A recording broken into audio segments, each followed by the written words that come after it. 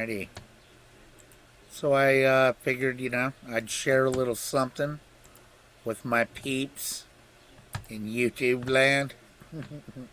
Important information that people should start being aware of that I've brought up several times. But anyways, y'all have heard of Irwin Shift, and you heard how, they made turned the IRS into the boogeyman on this guy because Irwin Shift went to jail and died in jail and everything for, in my opinion, what he discovered.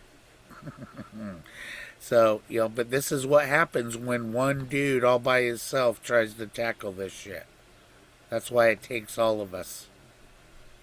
Anyway. You can dance if you want to. You can leave your friends behind. Because if they don't dance, and if they don't dance, well, they're no friends of mine. I want to discover that there is no law requiring anybody to pay income taxes or keep books and records for income tax purposes. And you'll also discover that there is no penalties or crimes involving income taxes. Despite this, as reported in the paper, because of IRS pressure, people have committed suicide. As a matter of fact, if you saw the Maury Povich show last year, well, husband committed suicide. People have had nervous breakdowns, forced into bankruptcy, and their business is literally destroyed. And look, I already know critics are going to sit there and jump on me. Irwin Swift, Irwin Schiff.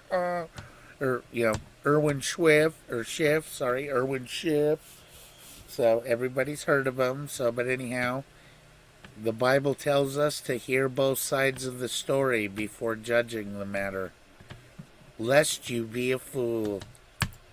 All because of IRS pressure. And all because they were pressured to pay a tax that no law requires anybody to pay. Here is the Internal Revenue Code, and I'm the nation's leading seller of Internal Revenue Code. I buy them 500 at a clip. We're going to get into this. And there is no law in here that requires anybody to keep books and records or to pay income taxes. Now, I just said a little while ago, because of IRS pressure. Now, the government, the federal government, has done a terrific public relations job. They've gotten everybody to hate the IRS and fear the IRS, while presumably still respecting and liking their government. It's amazing. On the Maury Povich show, for instance, and these other shows, they'll talk about IRS abusing their authority, the IRS doing this, the IRS doing that.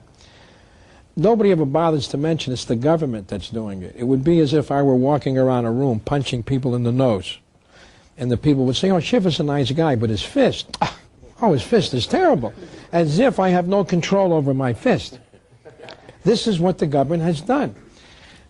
But the IRS does nothing that the courts and Congress doesn't let them get away with. The real culprits here are federal judges who have been putting people in jail, knowingly putting people in jail, for violating a law that nobody was required to obey. As a matter of fact, there's no law. As a matter of fact, the definition of a tax is a mandatory exaction for the support of government.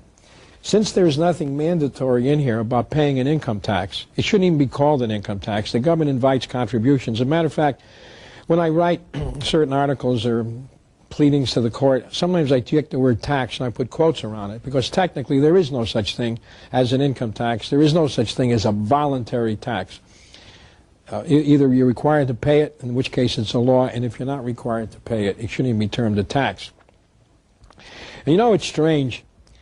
The government reports from time to time when there's a tornado or the flood or a hurricane and people's houses are damaged and destroyed. The government immediately jumps in with low income loans, low interest rate loans, and we're going to help these people. At the same time, every day, hundreds of houses are being seized by the IRS or the government. Paychecks, bank accounts, where people lose their homes because they don't have their bank accounts. As a matter of fact, in the March 1997 issue of the Reader's Digest, there was an article, The IRS versus Us, meaning U.S. And in that article, they accurately reported that in 1996, the IRS seized 3 million paychecks. So here's the government seizes homes from some people in order to get money so these people can fix up their home. Now, the reason they do that is they get a lot of publicity when they fix up people's homes. It seems like we have a benevolent government. Meanwhile, the papers don't report the homes in a given community that the IRS seizes.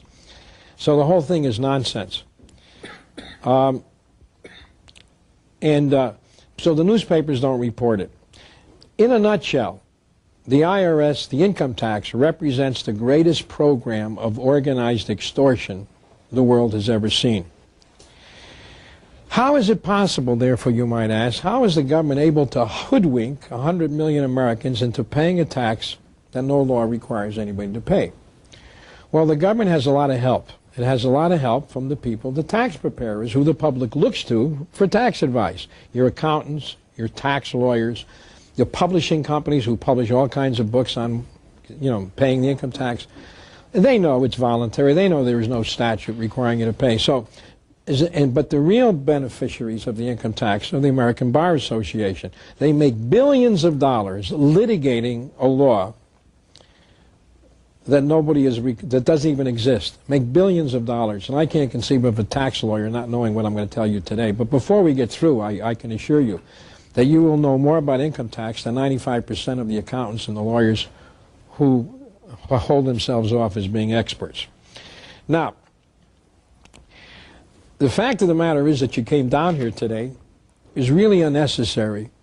Everybody should have known all there is to know about the income tax if they just paid 50 cents and they bought the January 9th issue of the San Diego Union Tribune. And for 50 cents, you would have learned, here's a book I wrote, The Federal Mafia.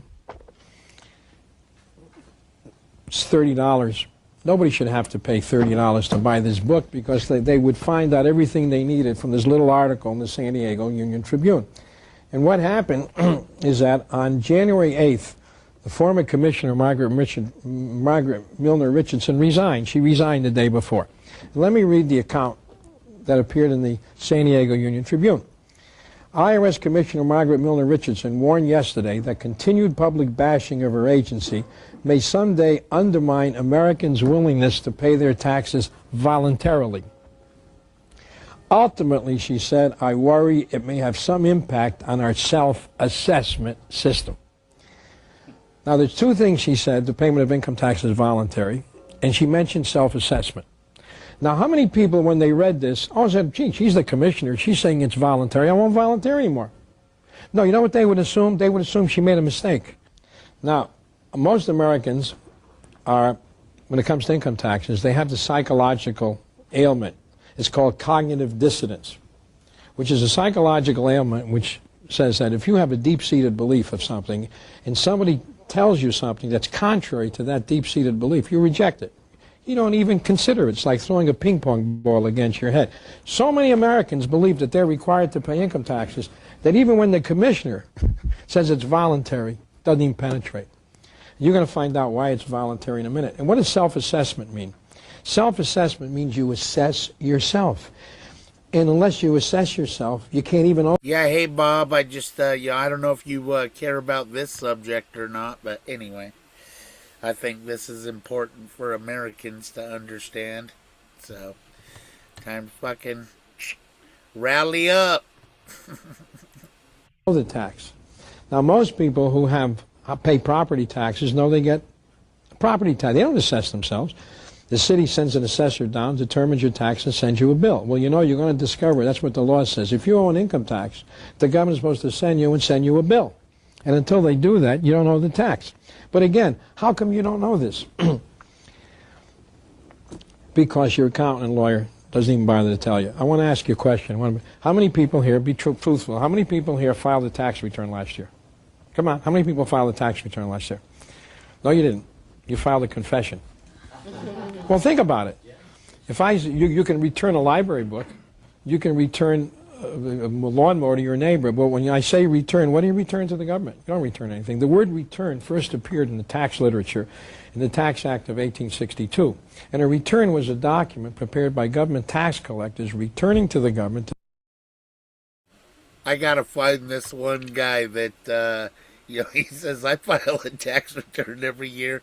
And this dude's legit for real, too, when he says that, He just puts in a file, eat shit and die. and and it's like it held up in court too, dude. Fucking, I was like, I love it. So anyway, I'll try to find that video too. The documents and that they were given to collect the tax and the money. And a return was a document prepared by government tax collectors. That's the way the word return may now make some sense. What you filed is a confession.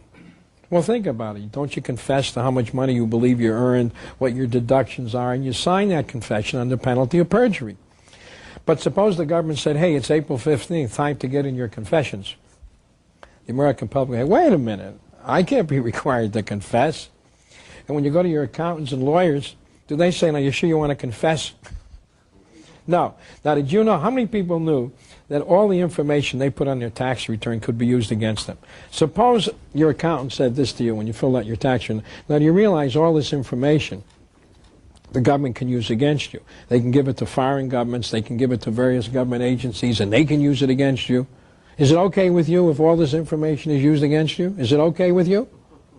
You would say no. Well, the government, we're going to get to that, the government tells you that right here in the 1040 booklet. They tell you, we may give the information to the Department of Justice and to other federal agencies provided by law, and we may give it to the cities, the states, the District of Columbia. But nobody reads this because it's buried in the Privacy Act. Nobody reads this because look what it says on top. Privacy Act and Paperwork Reduction Act notice. Everybody thinks when they see this, well, it has to do with saving government paperwork. And even if you read it, you wouldn't understand it anyway. But we're going to get to this. We're going to devote a segment. The point is, it's voluntary. And look, even when the government comes right out, I just showed you in the paper. Now here is another article. This article was in USA Today, March 6, 1997. Here's the article. And in this article, USA Today was interviewing Senator Bob Kerrey, Democrat of Nebraska, who was co-chairman of the Commission to Restructure the IRS. And one of the objectives of the commission, presumably, was to ensure that the IRS collected taxes in a fair and reasonable manner. So the reporter asked Kerry, why does being fair and reasonable matter? And here's his answer. Because it's a voluntary system. If people don't perceive it to be fair, people will not voluntarily comply. We are struggling to maintain ground on voluntary compliance. Now, the word voluntary compliance, you'll see over and over again in a number of articles issued by the IRS in taxes. And the minute the people see voluntary compliance, they don't understand. Voluntary compliance means compliance is voluntary. But the public doesn't believe it. Actually, voluntary compliance is the classic oxymoron. It's a contradiction of terms. If something is voluntary, you don't have to comply. If you have to comply, it's not voluntary. So even though the public is told that the income tax over and over again is based on voluntary compliance, they never say, well, I don't want to volunteer. Now, what happened here, right on page 13. Say it with me. I don't want to volunteer. I do not want to volunteer for this shit at all. Of the federal mafia, I actually reproduced the mission statement, which was the mission statement of the government for the last 20 years of the IRS, which they just changed, incidentally, because we've been using this so effectively against them. They want to take out voluntary compliance. But let me give you the mission of the IRS. The mission of the service is to encourage and achieve the highest possible degree of voluntary compliance with the tax laws. Well, if they're based on voluntary compliance, it means if you don't want to comply, you don't have to comply. If you were going down to the Department of Motor Vehicles, and you know that book that they give you when you study to pass, you know, besides the field driving test, there's this manual. You have to stop at a stoplight. You can only pass, you know, that little manual. Suppose in the front of that manual it said, these rules and regulations are based on voluntary compliance. What would that tell you? If Moses believed that the 10 Commandments were based on voluntary compliance, he would have named them the 10 Suggestions. The point is, there's no such thing as voluntary compliance. If something is voluntary, it's voluntary. And if you have to comply, you have to comply. The government attaches compliance to voluntary to hide. They don't want to come right out and say it's voluntary. However, sometimes they actually do that. Now, on page 12 of this book, Federal Mafia, I actually reproduce, you'll see. I gotta play it now, because it's perfect. And this is another guy that, stumbled on this, that had an interview with Marjorie Taylor Greene, that, let me see, what was his name again? I've seen a few of his stuff. It's, yeah. Anyway, Americans' homes are getting snatched while Somalians are, stealing billions of dollars. That's awesome. So anyway, hold on. We go to Present. hold on. What's George Carlin words? Let me see.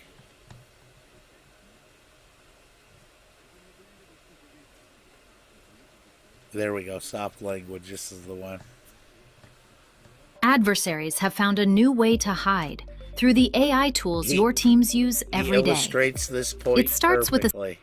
I don't like words that hide the truth. I don't like words that conceal reality. I don't like euphemisms or euphemistic language. And American English is loaded with euphemisms because Americans have a lot of trouble dealing with reality. Americans have trouble facing the truth. So they invent a kind of a soft language to protect themselves from it. And it gets worse with... Or they use it with, like, voluntary compliance. Every generation. For some reason, it just keeps getting worse. I'll give you an example of that. There's a condition in combat, most people know about it. It's when a fighting person's nervous system has been stressed to its absolute peak and maximum, can't take any more input. The nervous system has either snapped or is about to snap. In the First World War, that condition was called shell shock. Simple, honest, direct language. 2 syllables. Shell shock. Almost sounds like the guns themselves. That was 70 years ago. Then a whole generation went by, and the Second World War came along, and the very same combat condition was called battle fatigue. Yeah, this show was done in, like, the 90s, too. 4 syllables now. Takes a little longer to say. Doesn't seem to hurt as much. Fatigue is a nicer word than shock. Shell shock. Battle fatigue. Then we had the war in Korea in 1950. Madison Avenue was riding high by that time. And the very same combat condition was called operational exhaustion. Hey, we're up to 8 syllables now.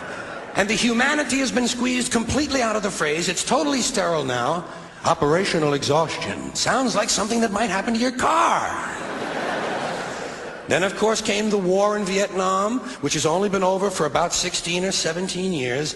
And thanks to the lies and deceit surrounding that war, I guess it's no surprise that the very same condition was called post-traumatic stress disorder. Still 8 syllables, but we've added a hyphen. And the pain is completely buried under jargon. Post-traumatic stress disorder. I'll bet you if we'd have still been calling it shell shock, some of those Vietnam veterans might have gotten the attention they needed at the time. I'll bet you that. Right on. It's absolutely right. Those of you who have your books, you can check it. You can check it right along with me. On page 12, there is the annual report put out by the Commissioner of Internal Revenue. At the time, Jerome Kurtz was then the commissioner. And you will see that in connection with the income tax, he says no less than 6 times that the payment of income tax is voluntary, voluntary, voluntary. Now, do you think that Jerome Kurtz doesn't know the meaning of the word voluntary? You can see on page 13, there's a training syllabus that the government would send to high schools. And you'll see where the arrows are. The term voluntary compliance. 3 times compliance is voluntary. Now, if you turn the page, as a matter of fact, on page 16, and you'll notice in the book, The Federal Mafia, I reproduced documents. One of the reasons why the book is a manual size, it allowed me to reproduce the actual documents. Because if I told you what was in the documents, you wouldn't believe what I would have told you. Because in figure 1.5, there is the actual transcript of the testimony being given by Dwight Avis, who was then head of the Alcohol and Tax Division of the IRS. And he's testifying in front of the committee. And look what he says. Your income tax is 100% voluntary, and your liquor tax is 100% enforced. Now, the situation is as different as day and night. So, here's document after document saying that the income tax is voluntary. My first book was called The Biggest Con, How the Government is Fleecing You. I approached the payment of income tax from an economic standpoint. I try to show how income tax would literally undermining America's industrial strength. The former Chief Justice, John Marshall, said the power to tax is the power to destroy. And the government is literally destroying productivity by taxing it. You know how the government wanted us to smoke less? So what they want to do, they want to put a tax on cigarettes so people won't smoke. Well, a tax on income is a tax on productivity. And if you tax productivity, you get less productivity. And therefore, we have a lower standard of living. Before the income tax, which really went into force in 1943 with withholding taxes. But in 1939, women didn't work. All of our products that went into a store, they were all made in America. America was the U.S. currency was regarded as the most reliable of all currencies. We were the world's mightiest creditor nation. Since we've had the income tax, we're now the world's biggest debtor. Very few products you'll now find made in America in our store. The dollar has probably lost 95% of its value since 1939. This is what the income tax has done, because it follows John Marshall's observation that the power to tax is the power to destroy, and that's what the government's been doing to our standard of living, destroying it by the abusive imposition of the tax. So when I saw all of these documents, and just so you understand, then you add inflation on top of that, and then, that way it chokes out all small businesses so that everything's owned by some big corporation that just happens to be in the club. Payment is voluntary, based on voluntary compliance. I don't want to pay income taxes, but I thought I had to by law. I was writing a book on taxation, shown from an economic standpoint. And I saw all these documents on voluntary compliance. So I called the IRS. I spoke and I said, is income tax based on voluntary compliance? And the man said, yes. And I said, well, I don't want to volunteer anymore. And he said, well, you have to volunteer. Now, I had just gotten out of the Army a few years before. They tell you, no, never volunteer. So I said, well, if it's voluntary, why do I have to volunteer? And he said, well, it's like stopping at a stoplight. This is what they tell you. If you stop at a stoplight, you do it voluntarily. If you go through, you get a ticket. I said, no. I don't stop at a stoplight voluntarily. I think if I don't stop and a cop sees me, I'm going to get a ticket. It's not voluntary. By that token, murder is voluntary, because the government is not sending somebody alongside you to keep you from shooting somebody. Or how about selling drugs? Is that based on voluntary compliance? The FBI say that our drug laws are based on voluntary compliance? Why is it only the IRS says income tax are based on voluntary compliance? And if you ask your accountant or a tax lawyer, well, isn't it based on voluntary compliance? They'll say yes. Well, it's voluntary in the sense that the government doesn't come down and make you fill out a tax return. And they always say, in other words, filling out a tax return is compulsory and not voluntary. Is that right? Well, yeah. So every time the government says it's based on voluntary compliance, they really mean it's based on compulsory compliance? Is that what you're saying? Then why don't they just say it's based on compulsory compliance if it's compulsory? The word voluntary would have absolutely no meaning if it really wasn't voluntary. So here you have a nation of 100 million Americans actually believing that something is compulsory, even though the government tells them over and over again it's voluntary. Okay, now we're going to explain. Now here is a letter that I got from Congressman Dan Burton. I get more and more people to write to their congressman saying, what section of law requires me to pay the tax, or what section of law makes me liable. Remember the word liable, it's very important. So here's a letter from Dan Burton in which he actually tells a constituent that he could find no provision in the law that makes you liable. From a congressman. Here's a letter from John Ensign. He was on the House Ways and Means Committee. He was a congressman from Nevada, as a matter of fact. Let me read what he says. Let me start off by saying I cannot point to a specific place in the law where it says you must pay income taxes. Okay, what caused John Ensign ultimately to have to admit in a letter, which he was obviously reluctant to admit? As a matter of fact, the rest of his letter, he tries to confuse and blow smoke in your face by saying, why, we do have a voluntary tax system in the sense that the payment of income tax is optional. There are specific provisions of the law which require the payment of income tax. You see, that's double talk. Because if there was a specific provision of the law to pay the income tax, why didn't he identify it? So the rest of his letter is double talk, like most of the letters you get. Like Dan Burton's letter, the rest of the letter is double talk. He first answers the question and then tries to tell you why it's not significant. Okay, now what happened here is I took, let me see the date, in November 6, 1997. I took a half-page ad in the Las Vegas Review-Journal.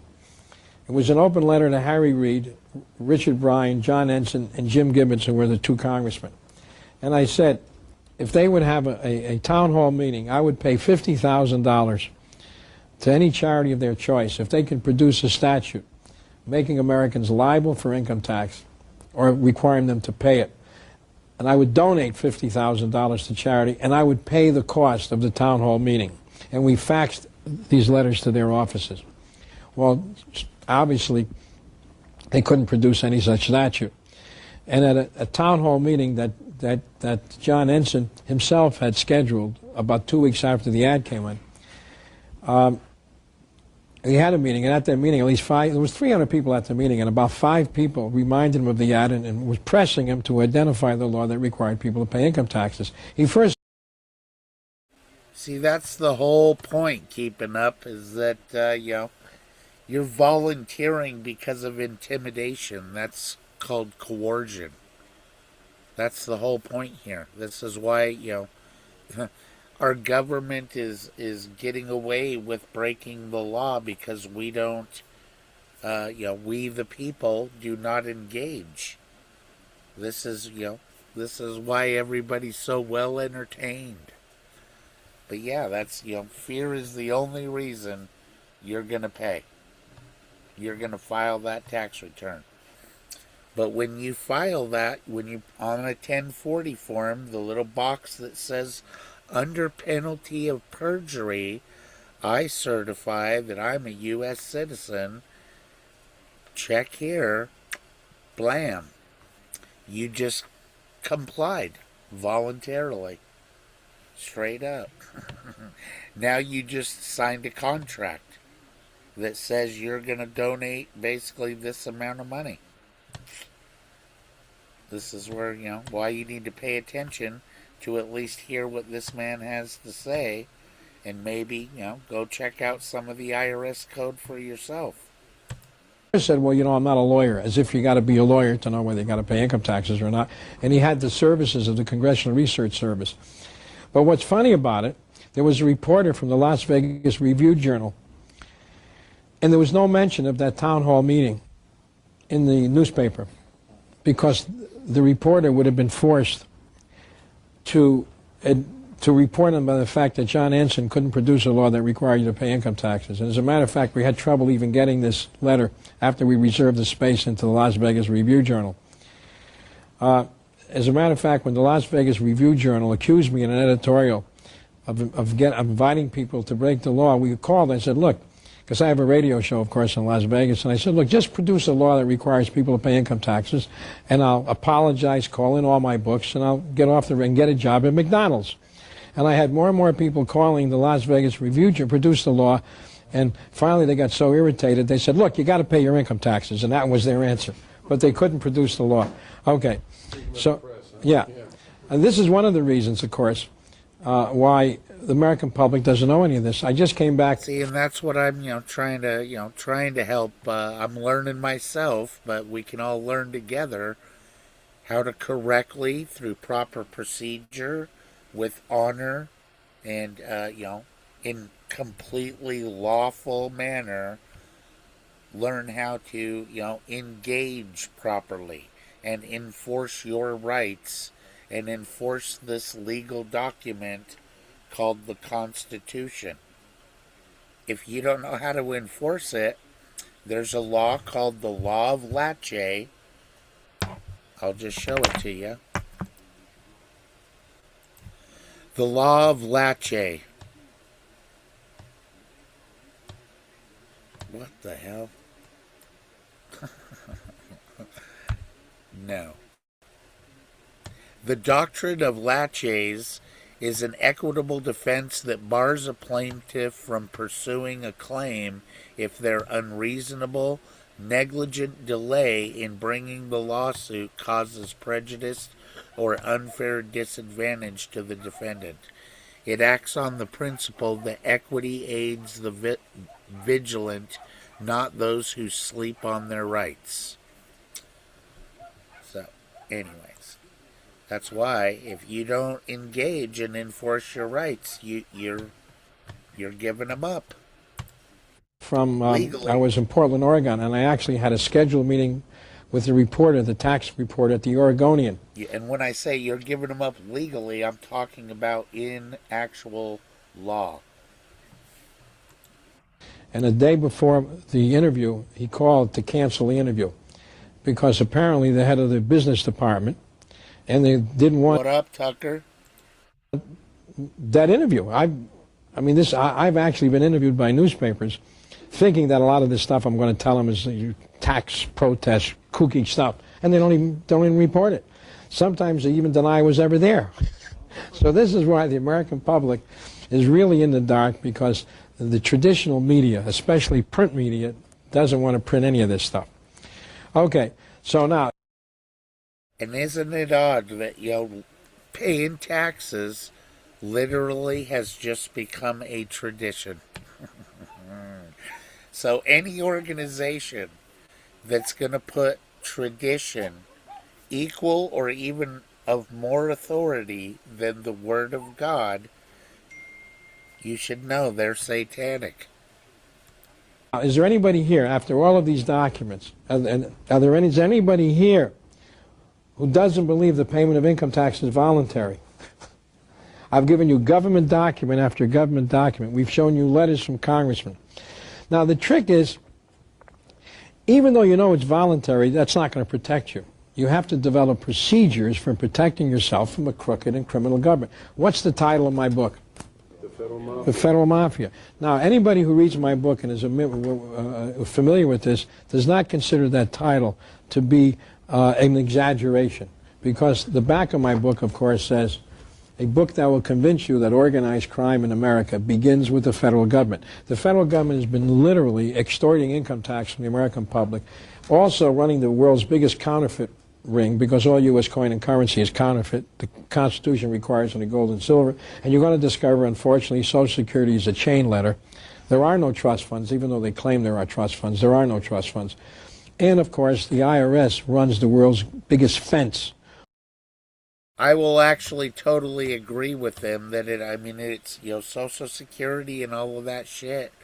This is why they're so concerned with population control. Because if a certain number of people can kill off before, 70 years of age, then all that money they paid into Social Security goes, where do you think that goes? Poof. Just like that. So that the House always wins. All articles seized by the IRS are stolen from the people that they... And just so you know, when when your parents unknowingly register your birth certificate, your Social Security number, and everything, you're now, you're obligated to a contract that your parents signed to sign up for this Social Security benefit. And anytime that whoever the grantor is, that's the person granting the benefit. That's where the receiver or the beneficiary is basically a slave to whoever the giver is of the benefit. Who the receiver is subject to them. That's why, when you accept food stamps, for example, they get to tell you what to eat. There's only certain milk you can buy, certain butter, and all of that. because they weren't required to pay income taxes, so it's all stolen. And when they sell it, they're selling stolen articles. So the federal government runs the world's biggest fence. Okay. Now that you are all agree that the income tax is voluntary, everybody agree? Okay. Now let me tell you why it's voluntary. For those of you, I'm going to explain why it's voluntary. And again, I know a lot of people are bewildered because over and over again they're going to say, well, if it's voluntary, why do people go to jail? Why do people have their houses seized, bank accounts? How could 3 million? Just so you understand, Tim, it's because when you fill out a 1040 form or a 1040 easy form, and you report all your income and all of that, so I like how he started off with you're signing a confession. So you're telling them, and Americans don't understand how this violates their right to privacy. There's a reason why God wants you to have privacy, to conduct your business with your family, so that you honor your mother and father and have a good family name. Your business is your business, and it should be private. You can't share corporate secrets and stuff like that in a free market and everything. So that's why it's, you should have a right to privacy. So, anyways, but yes, every time you fill out and sign that, where that little box is that says I certify under penalty of perjury, boom, you are now signing a contract, dude. And you check that little box, and boom, you just volunteered to a contract. So now if you don't pay, you know what I mean? You contractually agreed to pay, and now you don't pay, go to jail. That's how it works. You're contracting. You're signing a deal with the devil, and you don't realize it. Million Americans have their wages seized. Oh, incidentally, their wages were not seized. The IRS didn't go to their employers and seize it. The employers mailed those checks because they got a phony notice of levy, which we're going to talk about. But it's the lawyers for these firms that told these firms that they had to send these checks to the IRS. Lawyers. Now, before I even proceed, I want to tell you the most important aspect of the Constitution is what we call the Due Process Clause of the Constitution, which says you cannot be deprived of property except pursuant to due process of law. Now, due process means a hearing. Presumably, if you lived under Attila the Hun and Genghis Khan, if Attila the Hun rode through a village over which he had control, presumably if he saw something belonging to a peasant, he could just grab it. Maybe even he couldn't, I don't know, but I assumed he could. What could the peasant do about it? Nothing. And Attila the Hun. But presumably we're not living under Attila the Hun. Presumably the government can't see our property and grab it because of the Due Process Clause of the Constitution. It says you can't be deprived of property without a hearing. Now, you know all those 3 million paychecks? There was no hearing, there was no court order. The government is, you might as well be living under Attila the Hun and Genghis Khan. And which is the Supreme Court, and we have laws. Is anybody, noticing a similarity between like how, the mafia comes and shakes down businesses? It's that's the IRS.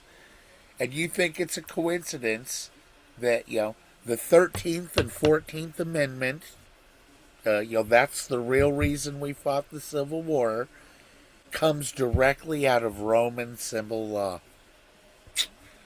Huh. Interesting. So it's a total thug service, man. He's absolutely right. The government mafia system, this whole big fucking casino that we're in.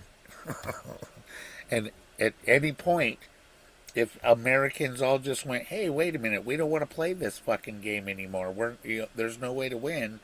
No. We want to exercise the Constitution, and that's where we have to stand together to say, no, we will not comply to this fucking garbage.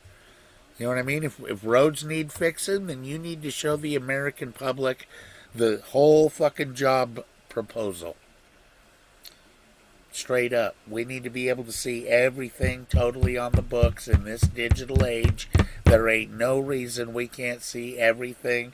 Oh, you motherfuckers paid $10 for a roll of toilet paper? You're fired. You're a fucking idiot. If you're an idiot, you get fired. That's how shit works. You know what I mean?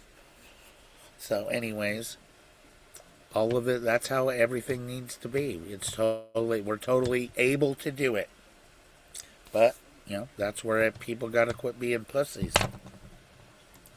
Schools, and we have lawyers, and ask them, how can the government seize property without a court order or a hearing? And they're getting away with it, but they're having a more and more difficult time. As a matter of fact, the front page of the Wall Street Journal has been a couple of articles. They're getting away with it because Americans are ignorant. And again, because they're not taught this shit in school. And again, because the Catholic Church runs, they have the lockdown on the fucking education system, dude. The Universal Church started the universities. So, yeah, big business, man. The devil knows to go straight for the children, start programming their mind. And this is where, we just can't afford to fucking keep turning a blind eye to everything and being stupid. And being lawless. That's what we're doing, actually. We're behaving lawlessly. And God wants us to be lawful. The law be good if a man use it lawfully. That's important. Not paying income taxes, because they're discovering indeed it is voluntary, and they're following procedures that we've developed that enables them to stop paying income taxes without taking the risk that a number of us took years ago when we didn't file altogether. In any case, let me prove to you very quickly, if I haven't proved to you already, because right here on page 33 of the Federal Mafia,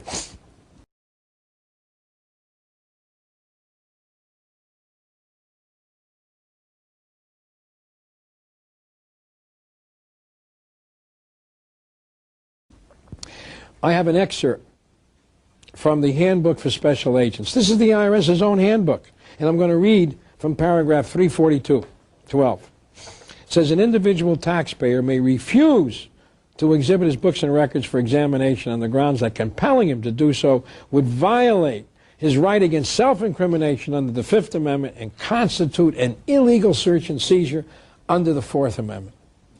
So here is the IRS's own handbook saying that you cannot be compelled to turn over your books and records. When you do it, you're waiving your Fourth Amendment right. I have a Constitution. I published the Constitution. It's called the Tax Rebel's Guide. It's the only color-coded Constitution.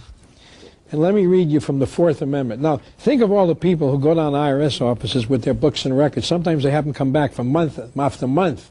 If you say you have 3 dependents, sometimes if they want what they call a TCMP audit, they can ask you to bring down birth certificates, marriage licenses. They want to see all your documents, right? Let me read the Fourth Amendment to the United States Constitution. The right of people to be secure in their persons, houses, papers, and effects against unreasonable searches and seizures shall not be violated, and no warrant shall issue but upon probable cause supported by our oath or affirmation. Boy, do you think our founding fathers went through this shit before? There's nothing new under the sun, folks. It's true. Same fucking bag of tricks, just with new words. That's all they do is change definitions.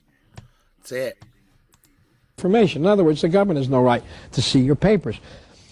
If the government comes and they want to search your house, they can just come in and say, we want to look around, we think you've done something wrong, maybe you have some contraband, we want to look. No. In order to come into your house and get a search warrant, they're going to say, no, we think he has counterfeit money, we think he's keeping it here, we think he has a weapon. If they come in and just walk around, that's a fishing expedition. They have no right to walk around your house and see if you've done something wrong. Now, when the IRS audits you and they look at your books and records, they don't know you've done anything wrong, yet they want to see if what you reported on your tax return fits what your books and records are.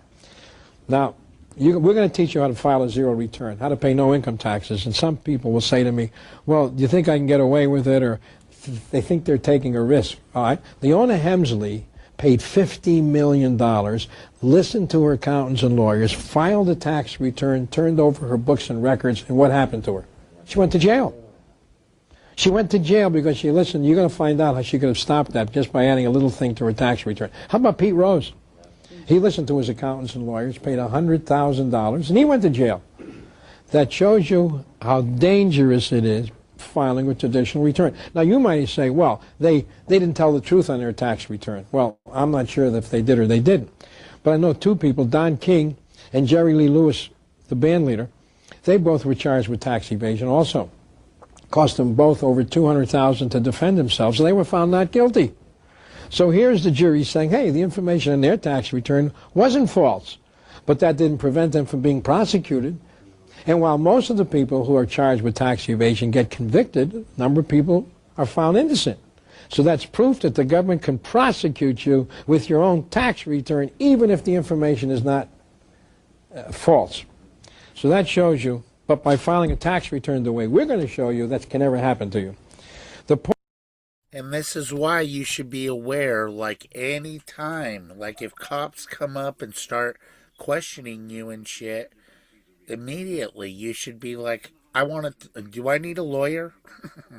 I'm not going to talk unless I have a lawyer here. You know what I'm saying? That's it. I got nothing to say to you until my lawyer gets here. That's the smartest move you can always do. Even if you don't want to pay for a lawyer, you still need to just go ahead and request one before you fucking go running your mouth. You know what I mean? Even though they sit there and act like they're your buddies and they're on your side, you should. Do I need a lawyer? I want a lawyer. I'm not talking and answering questions, dude, unless I have a lawyer present. And there ain't shit they can do. You know what I mean? You don't have to. You do not have to. So don't let them fucking sit there and intimidate you. Those are fear tactics. Point is, you are waiving your Fourth Amendment right when you turn over your books and records. Their own documents say it. Now, it doesn't say in this handbook that when you turn over a 1040, you're also waiving your constitutional rights, but you are. If the IRS admits in this handbook that you can't be compelled to turn over your books and records because it would violate the Fourth and Fifth Amendment, right? Could you be compelled to turn over a condensation of your books and records? No. Well, a 1040 is nothing but a condensation of your books and records. And once you file a tax return swearing that this is what your income is and this is what your deductions are, if you don't prove your deductions, they'll disallow them and hit you with a higher tax. So once you file a tax return, you're compelled to waive your Fourth and Fifth Amendment rights in order to get the deductions that you claimed on your 1040. And of course, right in the 1040 itself, which I have. Tim, you've got to be kidding, right? Does Trump insider trade a lot? You know that Gaza is all oceanfront property, right? Does he trade? Oh, I mean, ridiculous. Absolutely. Have right here, there is a Miranda, we talked about, there is a Miranda warning which says that all information you give us, we can use against you. So by giving them the information, you're simply waiving your Fifth Amendment right. In the same manner that when somebody's arrested, they read the Miranda warning, and then the cop starts asking them questions. Can a cop ask an individual incriminating questions after he reads them the Miranda? Yes, as long as you told him he doesn't have to answer. If he's foolish enough to answer, he's waiving his right. So everybody waives. And let me just say this too, because I do believe that I see the providence of God all over the U.S. Constitution. And when people are lawful people that love the law and use the law lawfully in order to protect all of the freedoms, the God-given rights that we have, you know what I mean? And when, even one person compromises and cowers out to the fucking intimidation, it jeopardizes all of our freedom every time. That's how this whole fucking situation turned into its tradition, dude. It's the same tactics as the Catholic Church has been playing for a long fucking time. That's why I'm trying to tell you, this is a fucking America is an arm of Rome. Straight up. All roads lead to Rome, dude. There's not one prophecy as clear in the King James Bible that the whore of Babylon is indeed the Catholic Church. Do not be deceived. You know what I mean? Period. Anyways, this is they're every single mob boss has to report to a Monsignor, just so you can see the connection. And there's no coincidence that there's always in mobster movies, you always got Catholic priests and stuff around, little confession and everything. It's wrong. There's only one person you can confess to. Who can forgive sins but God only? Not some little dude in a box. Their Fourth and Fifth Amendment right when they file a tax return. But does the typical accountant or lawyer say, now you realize by filing a tax return you're waiving your Fourth and Fifth? Is it okay with you? Do they say that? Of course not. Now, okay, now let me prove to you very, very simply, if this hasn't already done it, that you don't have to pay income taxes. Many people think, well, the 16th Amendment. The 16th Amendment has nothing to do with whether or not you owe a tax. The 16th Amendment was an enabling statute, which... I haven't watched this either, so anyways, but I do like Irwin Schiff, you know what I mean? He was... But again, now, if you're going to make the move on the chessboard, you have to know how to, defend yourself in court and whatnot, and handle yourself lawfully. Otherwise, they're going to try to trick you and get you into trouble. That's what they did to Irwin Schiff. That's why he fucking died in prison. We may have time to get into. My book explains extensively the 16th Amendment. Whether you owe a tax is based upon the current Internal Revenue. And this is the 1998 edition of the Internal Revenue Code. I think I'm the nation's leading sellers of Internal Revenue Code. I believe and we tab it and we color code it and I highlight it. And I believe if anybody has a confrontation with the IRS, the best thing is to go in with the code. You say Title 20 or Title 26? Title 26. Thank you. Title 26. Because when you go into an IRS office and you hold up a code to an IRS agent, it's like holding up a cross to a vampire. And now 60 Minutes had a segment on the IRS last year, and they had about 10 agents, if you saw the show, in silhouette. And the agents were saying how they're taught to lie and mislead the public. They admitted that. Well, of course they're taught to lie and mislead. Anytime an IRS agent tells you you're required to pay so much in taxes, John Ensign already said there's no law that requires you to pay. So all they can do is based on intimidation. We go up there with the tape recorder and the law, and they can't lie to us, so they're very fearful of people who know what we know. They can't get away with those lies, what have you. Now, but here is proof positive.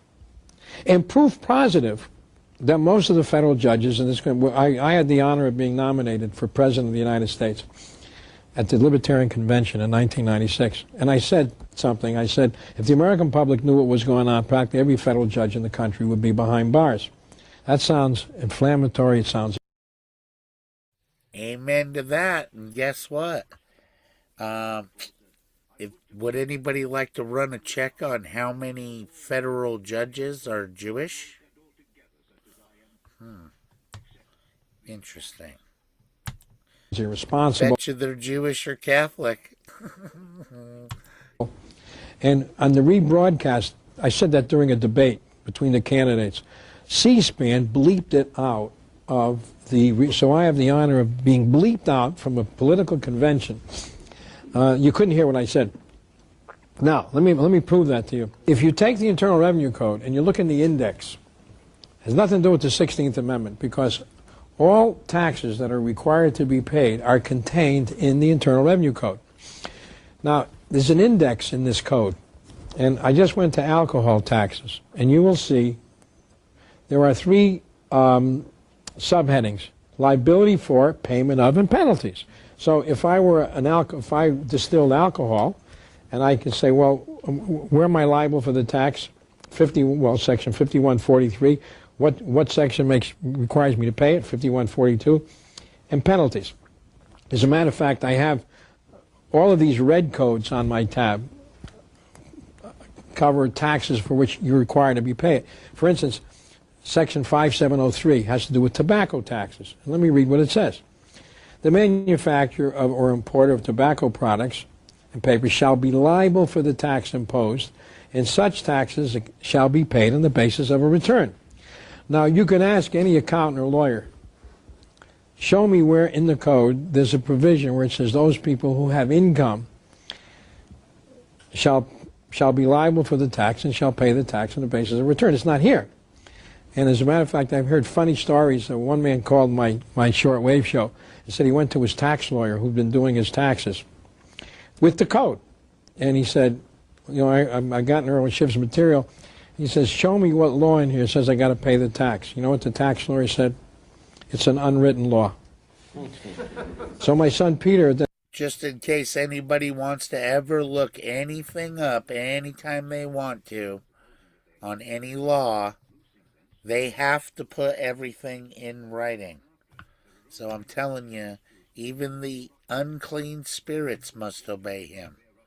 So this is why, you know, when we use the law lawfully, it has a lot of power. You know what I mean?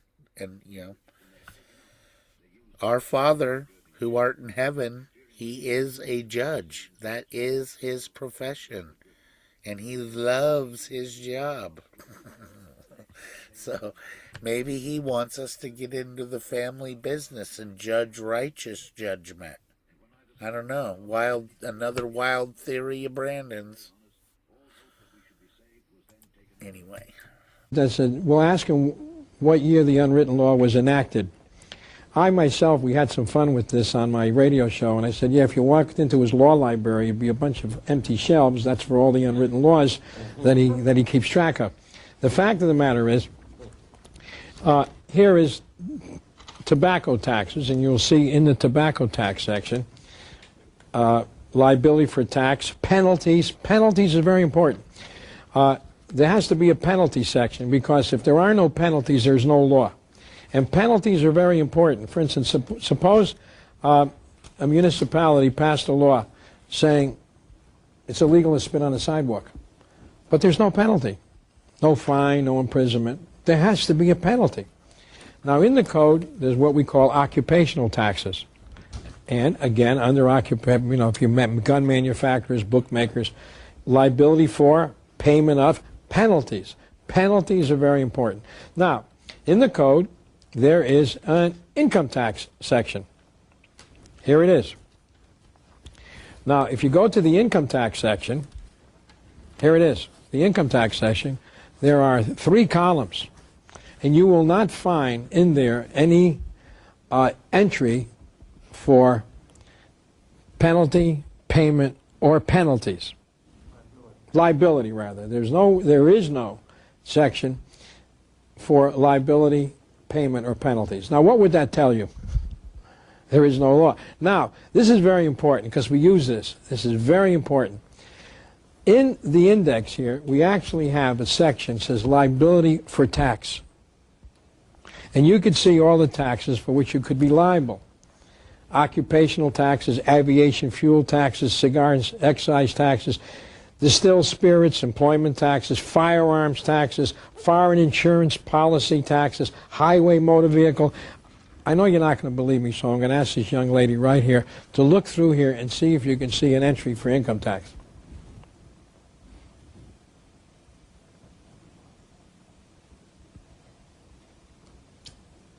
Not yet. Nope. So what does that tell you? That you can't be allowed. Okay, it's voluntary, but it's very, very important. That is very important. So there's no entry there for liability for tax. So no one's liable, but that's very important. I'm going to tell you why in a minute. As a matter of fact, there is even another section in here dealing with payment of tax. And they list a number of taxes, but they don't list income taxes. Okay. Now, remember I told you, remember the word liability. I just showed you in the code liability, and there is no provision for having an income tax liability. That is very important because, here's why.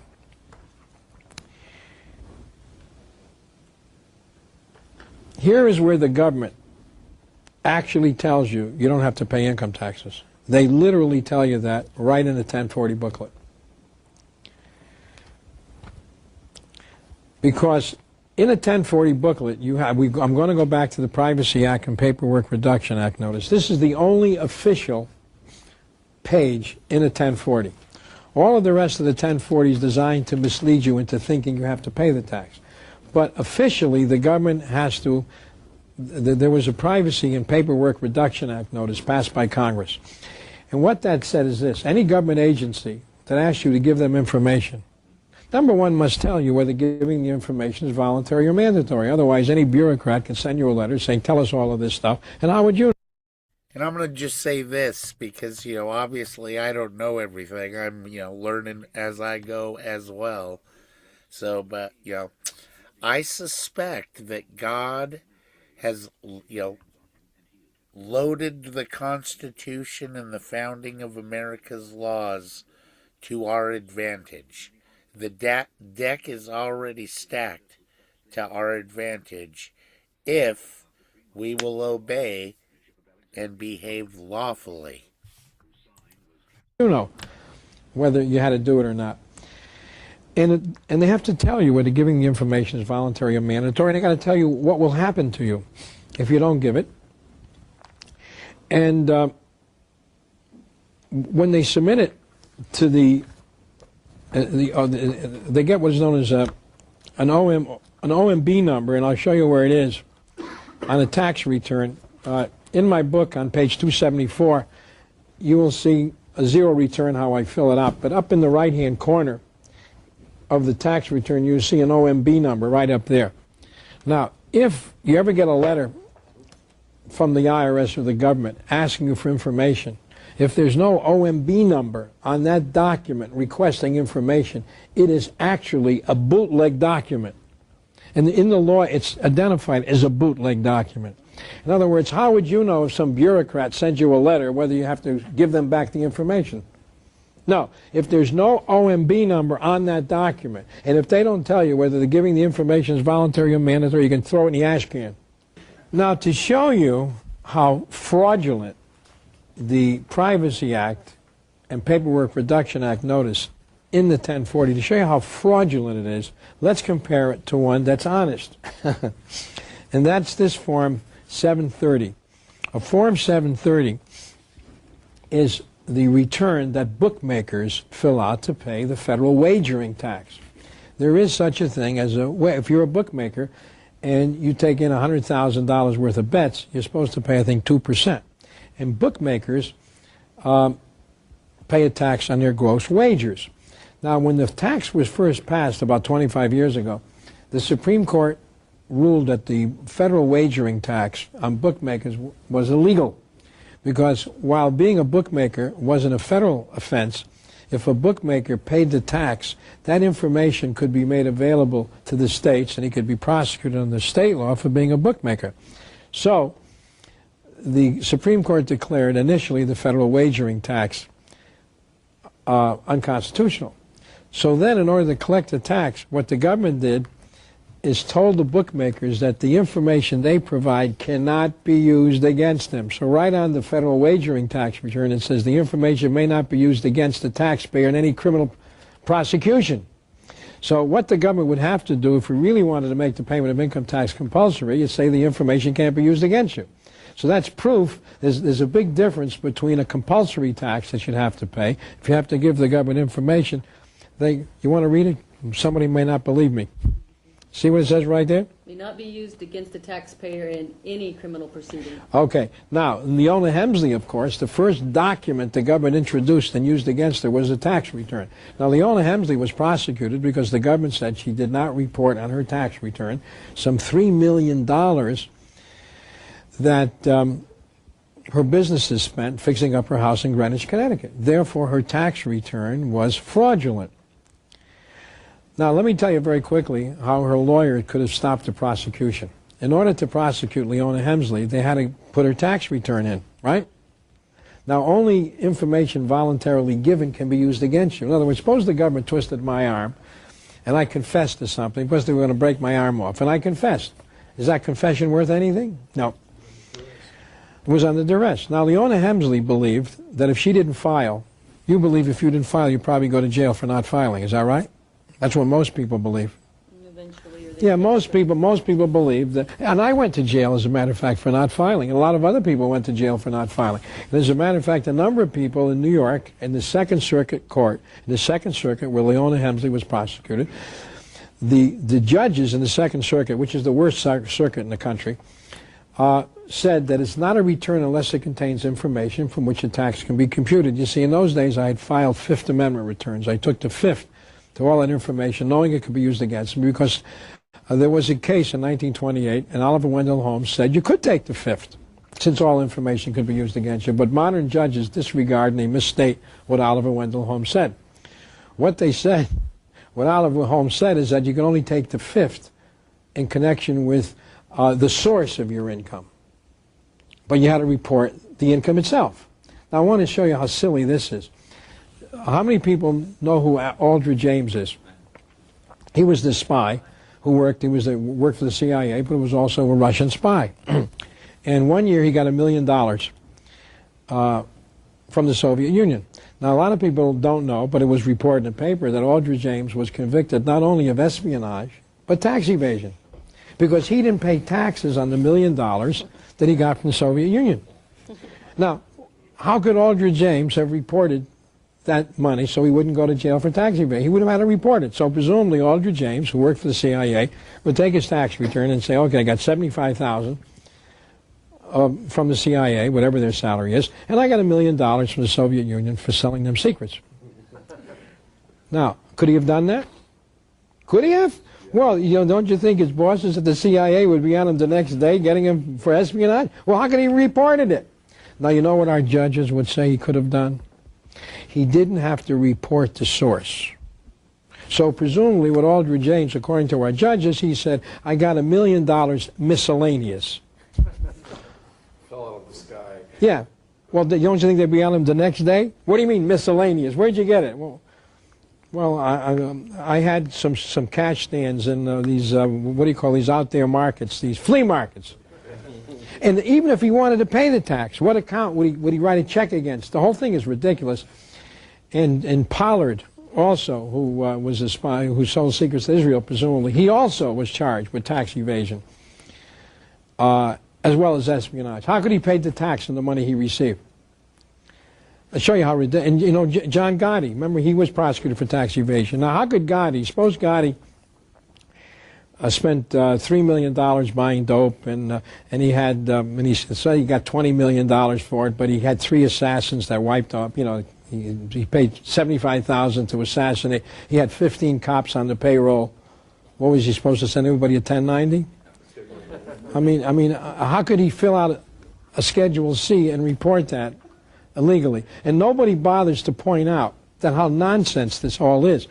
Because suppose the U.S. Congress, could the U.S. Congress pass a law saying that if you commit a crime, you have to report the crime you committed, and if you don't report the crime you committed, if we catch you, we're going to prosecute you for the crime you committed and for the crime of not reporting the crime you committed. Could the U.S. Congress pass such a law? Of course not. There is a place in the hills of Tennessee that the government used to call the Secret City. It's where America... Well, how could they pass a law telling you got to report money you may earned illegally? How can you report illegal income without admitting you committed a crime? There's no way you can report illegal income. Now, it's voluntary. So now, does that mean the law? Does that mean that the law is wrong? The law is not? No, because the law says you don't have to report either legal income or illegal income. Could we have a law that says you got to report illegal income? It would be unconstitutional on its face. Okay. So here is the tax return. It's a Form 730, and this is the Privacy Act notice that bookmakers get. Now, will you verify that their Privacy Act notice sends no less You got to file a Form 730, you got to file a Form 730, and you got to file a Form 730. So bookmakers are told that they got to file a Form 730. If you look at the Privacy Act and a 1040, there is no mention here you got to file a 1040, so how would you know you got to file one? Whoever told you you got to file? You're going to find out that if you're required to file one, the government has to send you a notice, a specific notice. But if I ask people, who told you you have to file a 1040? Usually, well, my father. He did it, and he told him. Or I heard a TV commentator said, hey, it's tax deadline, you got to file your tax return. But, yeah, well, who are they? How would you know you got to file it? Does the government tell you in the Privacy Act that you have to file a 1040? No, it's not there.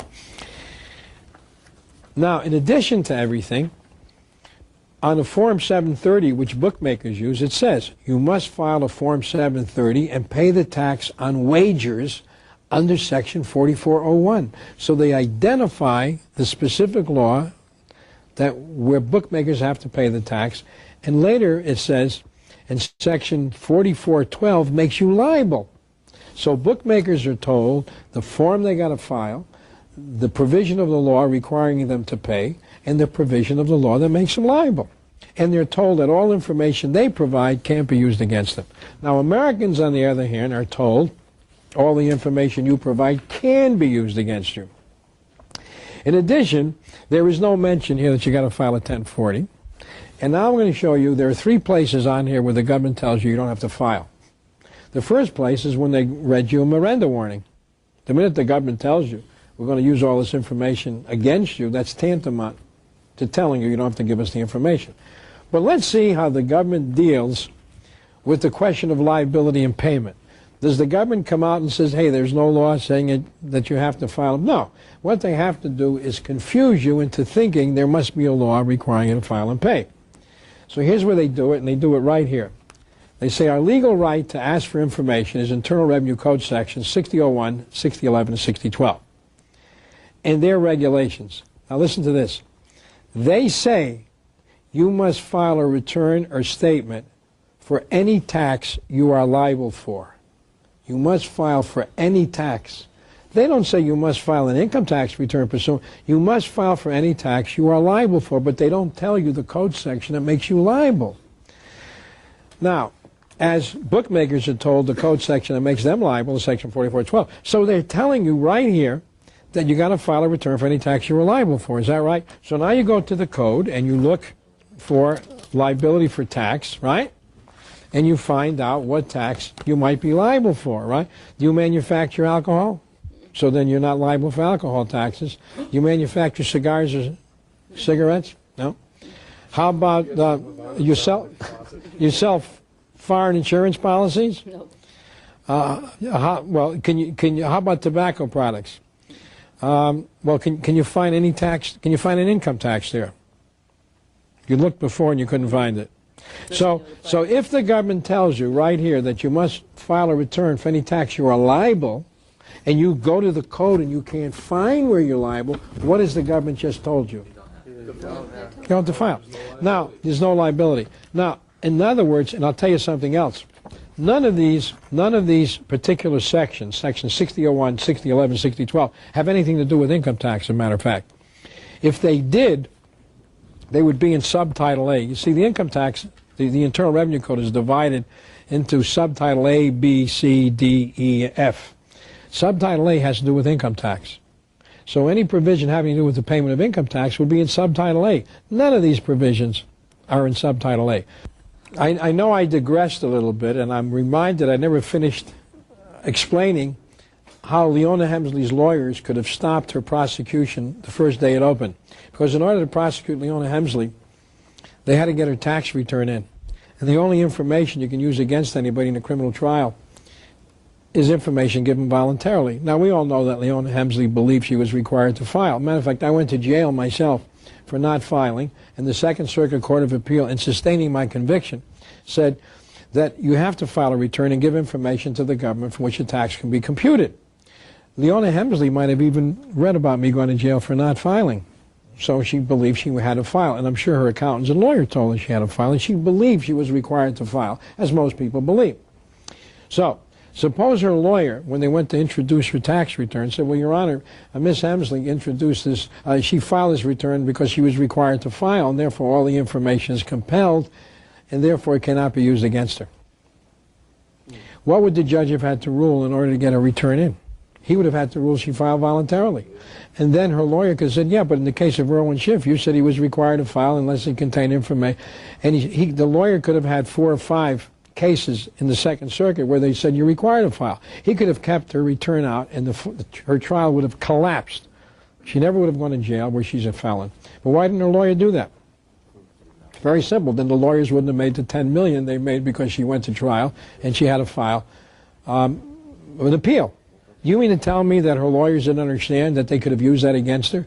But I told you, the income tax supports half the lawyers in this country. Not only tax lawyers, but bankruptcy. People go bankrupt because they have no money, have to pay their income tax, divorces, commercial law. And I'm saying if there were no income tax, half the lawyers in this country had to look for other jobs. So that's how they could have stopped Leona Hemsley's trial from taking. They could have collapsed the first day it opened. They used against Leona Hemsley information that she was forced to divulge. Just like putting somebody on a rack, getting the information from them, and then using it against you. That's our honest government. Okay. Now, the government does here mention 3 code sections. And this is, of course, all done to mislead you because under the paperwork, they're supposed to tell you if filing is voluntary or mandatory. They don't have to give you all this gobbledygook. They give you the gobbledygook to confuse you. First of all, they use the phrase, our legal right to ask for information is Internal Revenue Code section. You think the government needs a law to ask me anything it wants? Of course not. Can you have a right to ask me anything you want? Of course. But I'm not legally obligated to answer. So the government wants the public to confuse their legal right to ask with your legal obligation to answer. And of course the government has a legal right to ask for anything it wants. The question is, I'm not obligated to answer. But they figure, oh, our legal right to ask is Code Section 6001, 6011, and 6012. Now, another reason why the government does that is that they know nobody has an Internal Revenue Code. Nobody's going to check the section. However, in my book, I reproduce these 3 sections. Now, these 3 sections are very important because, they tell you you don't have to file or pay income taxes. Now, when I put these sections in the book, and this book was last updated, this book was, well, when I did the book myself, these 3 sections are included in a chapter. They included in Chapter 3 entitled The Internal Revenue Code, a Masterpiece of Deception. So, frankly, in trying to mislead the American public into believing they're required to file, the government mentions 3 sections. All of them have absolutely nothing to do with the payment of income tax or liability, as the letters, of course, from John Ensign and Congressman Burton have already established. So here's how the government misleads the public. They know you're not going to check these sections anyway, but assuming you did, and when I wrote my book, I went through these code sections, and I started to read Section 6001. Now, there are people here who didn't know the first thing about income tax when they came in. Now you should have enough knowledge to be able to recognize why a law the government tells you to apply to income tax doesn't apply to income tax at all. And how would you know that Section 6001 doesn't apply to income tax? Well, in the third word, it says every person liable for any tax. Liable for any tax. So this could apply to bookmakers for the wagering tax, tobacco liability, but it can't. The word income tax, the income doesn't even appear there. So it obviously doesn't apply to income tax. So a code section that they put in a 1040 booklet, which presumably applies to income tax, doesn't apply to income. You know, this is mail fraud. You know, when the government prosecutes people for mail fraud, they wrote the book on mail fraud. Okay. This is very important. We're going to come back to it again. Let's go to the next section, Section 6011. How do you know that Section 6011 doesn't apply to income tax? Read it. Read the first line. When required by regulations prescribed by the Secretary, any person made liable for any tax, could you be made liable for income tax? I didn't get an answer yet. Can you be made liable for income tax?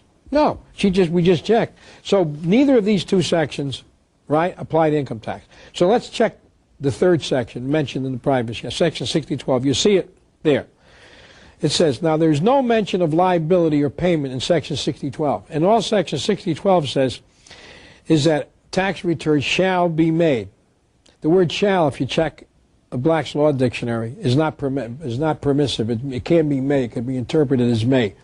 And it doesn't say if you file you have to pay a tax, nor does it say if you don't what the penalty is. In the Internal Revenue Code, if they tell you you have to do something, usually in the same code section, they tell you, and if you don't do it, here are the penalties. So nowhere in Section 6012 are you told you have to pay the tax. Nowhere in Section 6012 are you told you're made liable for the tax. Nor are there penalties for not filing. And neither Section 6001 and Section 6011 even mentions income tax. So none of the sections that the government puts in the Privacy Act pertain at all to income tax. And therefore, the people who write this for government should be prosecuted for mail fraud, among other things. Okay, but how can we use these sections for our benefit? Now, many of you, and people are going to watch the video, many people don't file. We're going to show you how to file a zero return and try to get all the money back you paid. But many people don't file. And when I go around the country sometimes, somebody will say to me, well, I haven't filed. And I ask them, well, why haven't you filed? And an answer you can get is, well, you know, 5 years ago I got sick and I didn't have the money to pay, and I thought I was going to pay next year, and I didn't get the money, so I didn't file the following year and the following year. And when I meet these people and I say to them, and you worry about that fact that you haven't filed and paid, and many of them say that's the last thing I think about when I go to bed at night, and the first thing I think about is. Alrighty, I'm going to switch it up a little bit for the short attention spans. So anyway, hold on. Yeah, this is Ron Paul pretty much saying the same thing, but let's see. There we go. Let me go back to this one. I just want you to know who this dude is. He's a good dude. So I'm very interested to talk to you. So can you tell me, when did you work for the IRS? I started in November of 1993. That's when I swore an oath to support and defend the Constitution. Sworn in Oakland, California. And then my first duty station was in San Francisco, California. Born and raised in San Jose, California, about 50 miles south of San Francisco. And I share your trepidation when you first met Paymon, because that happened to me back in 1997. Is that when you first met Paymon? Yes. Okay, wow. Yeah. So were you an IRS agent when you met Paymon? Yes, IRS special agent in the Criminal Investigation Division of the IRS. And Paymon was not paying taxes. Well, I didn't meet him because I was investigating him. Okay. Basically, my backstory is that I would typically listen to talk radio. You know, we are talking about the 90s when Oh, yeah. we didn't have a internet like we have today. So, but I would listen to talk radio, and there's a Paymon is a little dude, a little Iranian dude that has like End the Fed website or something. Hold on, let me look. What was his? This is a great little resource here too. Just endthefed.org. Then they have all of these different YouTube channels of everybody that's in the liberty or freedom movement, whichever you want to call it. But anyhow, you know, this is serious shit. This isn't, you know, sovereign citizen. No. This is, you need to educate yourself in actual law, man. You know what I mean? You need to behave lawfully if you're going to be an ambassador of Christ. Keep in mind that the Lord whooped Satan's ass on the cross, you know, crushed the head of the serpent for fulfilling the law. Not to destroy, but to fulfill. He did everything lawfully. That's our gig too. Corbett Report, highly recommended YouTube channel. I haven't checked all of these other ones out yet, but anyhow, good resource. Where's my... There we go. the talk radio station out there, KSFO. Okay. Still there today. And a host named Jeff Metcalf, who was a like Army Green Beret, you know, trustworthy. I think he rose to the rank of colonel. Wow. Retired out of the military, but everything that he ever talked about was very truthful. Maybe he sided more with the Republicans, but his motto was, it's not who is right or wrong, but what is right or wrong. You know, like what is. That's great. It's that's what we should be doing today. Yes. Boy, So he was ahead of his time. I'm an IRS criminal investigator, but I didn't lose sight of the oath that I took, and I really like listening to him because he was very pro-Constitution, and everything that he ever talked about on the radio checked out. So one day I was, I think it was December of 1996, I'm listening to the radio, and he has a guest on his show site. It stopped who the Fed. claimed that the income tax wasn't I required like to be Piedmont, paid dude, by the little vast majority of Iranian dude. Americans. Coming and waking Americans And up. so I'm driving around in my government car with my handcuffs, my Sig Sauer 9mm, That's crazy. bulletproof vest, you know, everything ready. Your badge. The badge, the whole bit. And, you know, because I'm out there enforcing the income tax laws and Sure, the money yeah. laundering laws. And so again, we're talking the 90s. So she had these booklets that you could send away for in a place in Colorado. And it cost like $2 a book. So she wasn't making any money on it. She just needed, you know, for postage. Oh, yeah. So I literally sent away for these booklets in December of 1996. And I received the booklets in January of 1997. So I'd already been with the IRS a little over 3 years. And I enjoyed the job immensely, but not because I was, you know, shaking people down for their meal receipts and things. I was going after money launderers and, you know, big ticket lawbreakers. And so, Which is important. yeah. Even to this day, I'm not anti-tax or anti-government, you Right. know, but I would expect my government to obey the law and the Constitution. Of course. So January of 97, I get these materials, and they're basically like 40 to 50 page booklets, and they list, you know, there might have been some websites, but we're talking about, you know, 1997. But there were phone numbers and press releases and newspaper articles and those kinds of things. But there was more information than this DV Kid was her name, was able to talk about in a 1 hour show. So that was kind of my springboard into just starting to dig in and basically investigate the federal income tax. And so by day, I would go to work as an IRS criminal investigator, you know, doing search warrants and making arrests. I was the asset forfeiture coordinator for the Central California District, the Organized Crime Drug Enforcement Task Force coordinator, firearms instructor. I rose from a grade of 7 to grade 13 within 5 years. Wow. So I really worked hard at the job. I expected to spend a full 20-year career there. Of course, yeah. But at this 3-year point, I began to do this investigation on the evenings and weekends and off duty because I didn't ask anyone at the IRS for permission. I felt as a citizen, you know, I could look into these things, and it's really important and urgent that I get to the bottom of it. You took an oath to uphold the Constitution. Right. But as you said, with meeting Paymon, you're thinking, come on, you know, what's going on here? And I mean, so you can imagine an IRS special agent, like I'm really thinking, what's going on here? But Oh, I'm sure. I can imagine you must have been pretty conflicted. yeah, well, it started out just thinking this can't be true. But Well, that's what I said. Yeah. And so, but you know, what are criminal investigators all about gathering evidence? And so during a 2-year period, basically throughout 1997 and 1998, I drove my family, especially my wife, crazy with, I'm already working a 50-hour work week. Yeah. And, you know, plus commute, plus trying to be, you know, soccer coach with the young sons.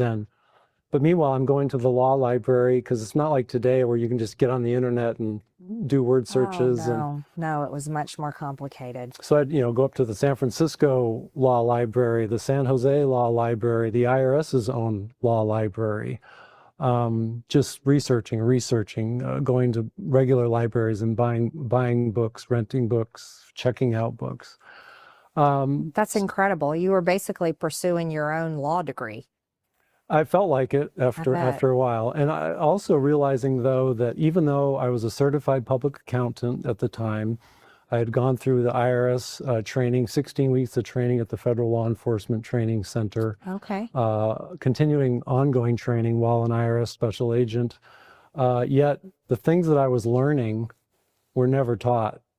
Supreme Court case law about the income tax specifically. To IRS agents. No, in other words, court cases that we were never taught during our training. Wow. And, Supreme Court case law is pretty important. I would say so. But then if you're looking at those cases and they say something different than what the IRS does on a day-to-day basis, you can understand why maybe the IRS doesn't want to train you on those kinds of things. Or rather they should, but because your job is you're investigating people, and the outcome of your investigation can lead to people going to prison. Right. So you were having to do your own research to actually find out what the law actually said. Right. And how it would affect people that you were investigating. Right. And there's a different culture in the IRS. Literally my first day on the job, before I was taken across the bay to be sworn in, because I came from the private sector and was raised to work, if you're earning money, you don't just sit there twiddling your thumbs. But I didn't have any cases yet because it's literally the first day. Right. And so I see the Internal Revenue Code up on the shelf, and I picked it up and I put it on my desk and I started to read the statutes that I was going to be investigating and enforcing. And my boss comes over and he says, "What are you doing looking in that book?" Oh, what? Well, hold on. Yeah. Wait, you're reading the IRS code. You are an agent for the IRS and your boss is questioning you why you're reading that book. Yes. I didn't have nothing else in the desk because I'm literally my first day on the job. And I come from the CPA, I worked for KPMG. Yeah. Which is, back then, oh my gosh, what a huge accounting and auditing firm. Yeah. They were one of the big six, if I recall. Yeah. Well, Big Eight when I was there. Big Eight, yes. Sorry. Yeah, the 6 to 4. Yes, that's right. Kind of depends on what. No, but they were one of the biggest in America. Yeah. And no, you have such a credible career. Yeah. So anyway, that didn't go over too well. And I'm thinking to myself, wow, this is a culture shock because I just wasn't prepared for that kind of a remark. But I don't think Americans would be prepared to hear that was a remark being made. Yeah. And I thought, what could be more innocent or appropriate to actually investigate the actual, or look into the laws I'd be enforcing. I hadn't been to training in Georgia yet. But again, I just out of a sense of the American people are paying me to do a job. I'm not going to just sit here and, drink Cokes all day. Not. So would you say that kind of set the tone for the culture that you experienced at the IRS? Yeah. And since that was day one, I still had 3 years of, pristine, shall we say, career where I hadn't learned any of this information. And so I really was like, wow, this is great. I'm a Fed, I'm a federal criminal investigator eventually I was in my own hometown doing surveillances and working with the local, California Highway Patrol, the East Palo Alto Police Department, San Jose Police Department, and just thinking, wow, I'm getting paid to do this job. This is really cool. Yeah. No, it was a dream job. You were pursuing your career. So in the meantime, you've got a very busy, growing family. You're working hard, but you're spending a lot of the time in these different libraries doing your own research. That was 1997, 98. You said, what happened? Well, near the end of so that's where I met Paymon. Okay, yeah. During 1997, yeah. All right. During 1997 is when I met Paymon. I met him over the phone. So I began to and Paymon was not under investigation, everybody. By Joe. Yeah, correct. Okay.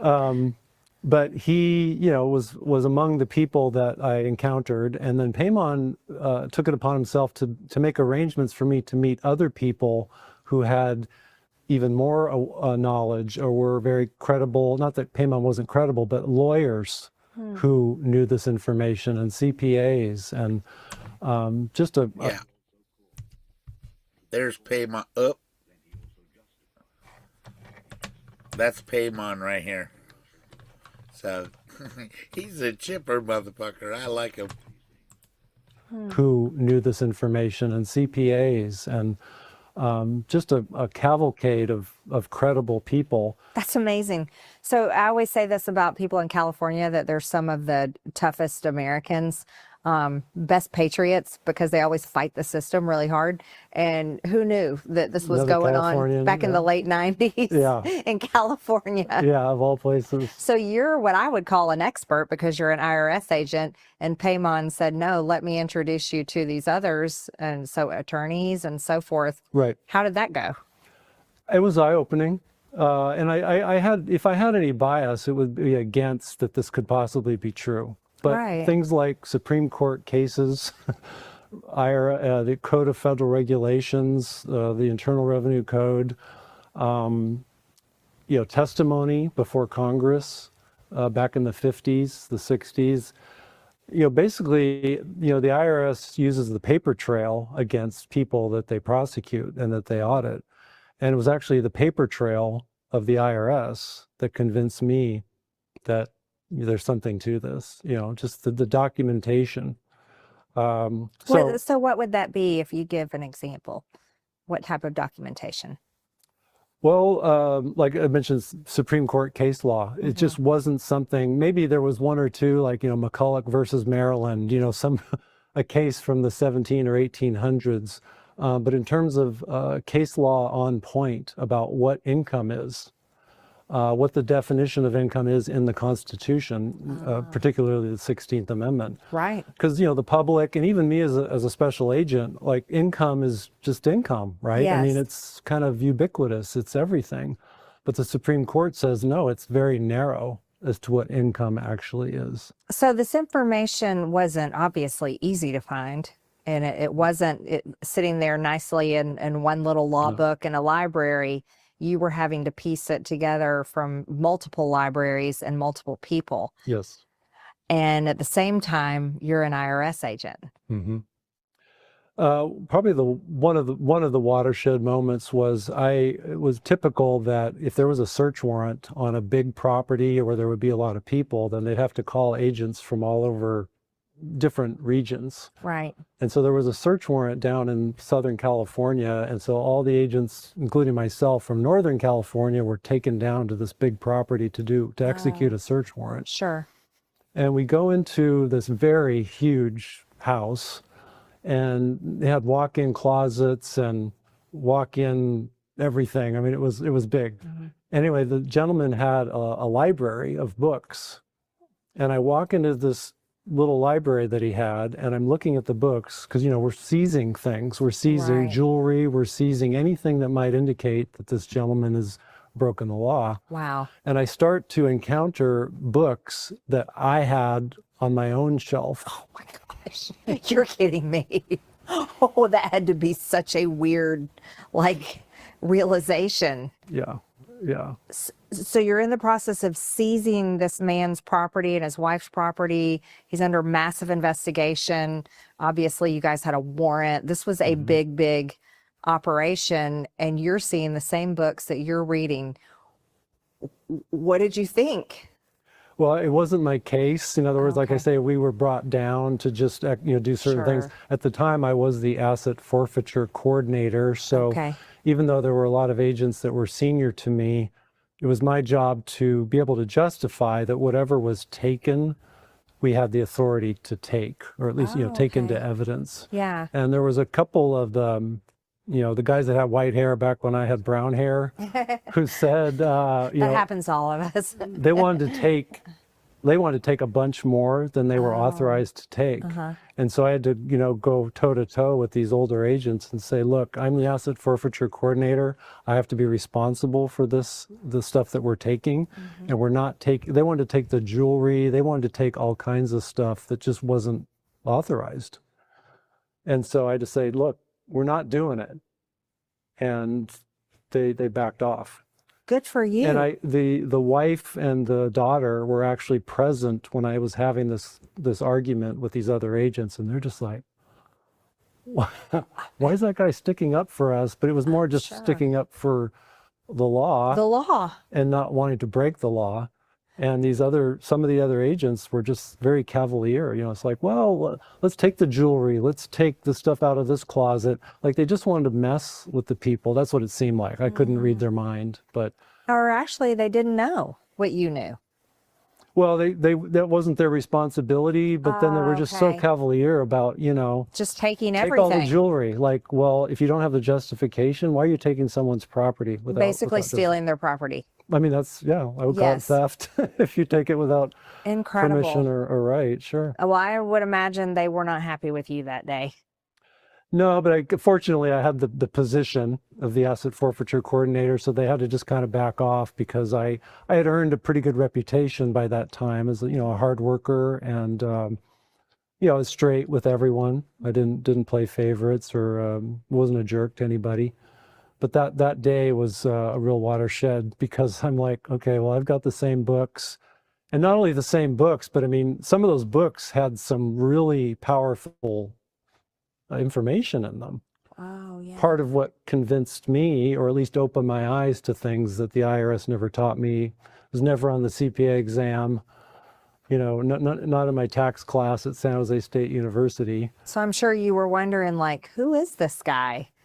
Yeah, and why wouldn't I have been shown this information during an IRS training? I mean, if I'm here to support and defend the Constitution, right? Of course. And obey the law, but they're hiding all these parts of the law. Yeah.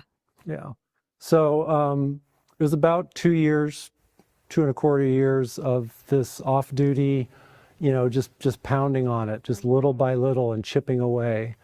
So when it got to be early 1999, I was talking with Paymon pretty frequently. He'd introduced me to all kinds of, you know, patriotic people who, again, it wasn't really about their personality necessarily, even though they were all salt of the earth people, but they had real evidence to show me, like internal IRS transcripts that showed fraudulent coding. Information out of the Internal Revenue Manual, which is the IRS's Bible, right, about how they're supposed to actually enforce and administer the law. They showed me sections out of that I thought had to be made up. I prefer ChatGPT. That the IRS had very limited authority. And I went upstairs to the IRS Law Library while I was working there, and I went to find those sections that I thought maybe they just put together on a copy machine. Sections that match those codes? They're actually it basically is the Bible of the IRS that tells the agents what they can and can't do. Oh, okay. And so these pages that I received from people in the public, I thought maybe you're just copying and pasting and cutting and pasting and making this up, because it was like the authority was so limited. Yeah. So much more limited than what I was taught was the case. Okay. So I go up into their books, and, you know, maybe nowadays everything's on the internet, right? But then you actually have the little pages, then you have to turn them and go to the right page. So I went and I checked, and the same pages that I was shown from these witnesses outside in the public were right there in the IRS's own rule book. Oh my and gosh. I'm like, so the people were right. They were right. And they were trying to say, look, here it is right here. And the IRS has that information in their own library, but yet the IRS is prosecuting these people. Is that correct? Yes.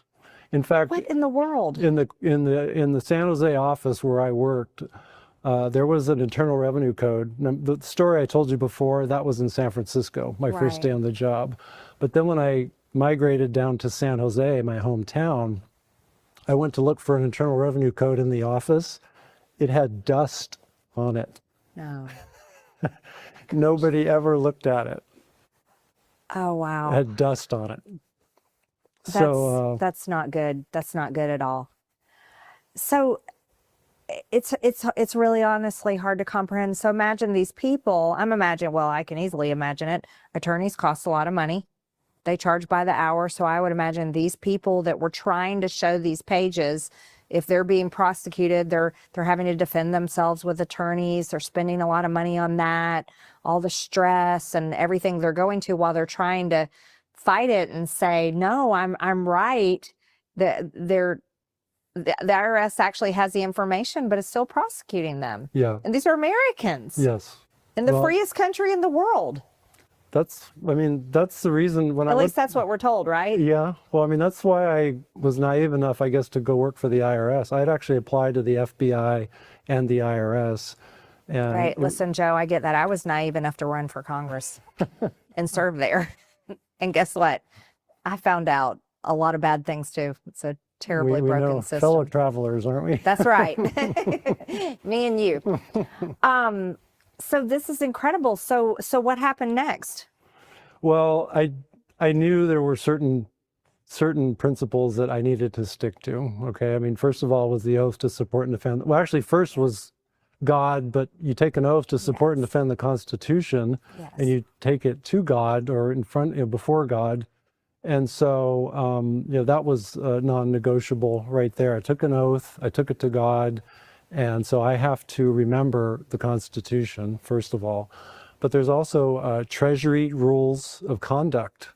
They're the ethics of the CPA profession. I was a CPA for 15 years. My parents raised me not to steal from people or help other people steal from people, right? Yeah. And so there was enough evidence to convince me that I needed to speak up. And so this weighed very heavy on your conscience. Yeah, Yes. it did. Yeah. And very difficult for my family in the sense that, my wife, we had to take a tremendous pay cut to go from the private sector and get the job in the IRS. Sure. And I thought, well, I'll work my way up the ranks and it'll be okay. And 20 years, because it's a 20-year retirement. Of course, yeah. In law enforcement. So anyway, so I had to kind of difficult. What I did is I gathered together some of the highlights of the evidence that I had gathered, and tried to keep all opinion out of it, just facts. The facts of the case. Yeah, I mean that's what I was paid to learn how to do. I was trained to do it. So I gathered the facts, not everything, because it would fill thousands of So Lee pages. Strobel wrote the case for Christ. Mm-hmm. You put together the case for not paying income taxes as an IRS agent.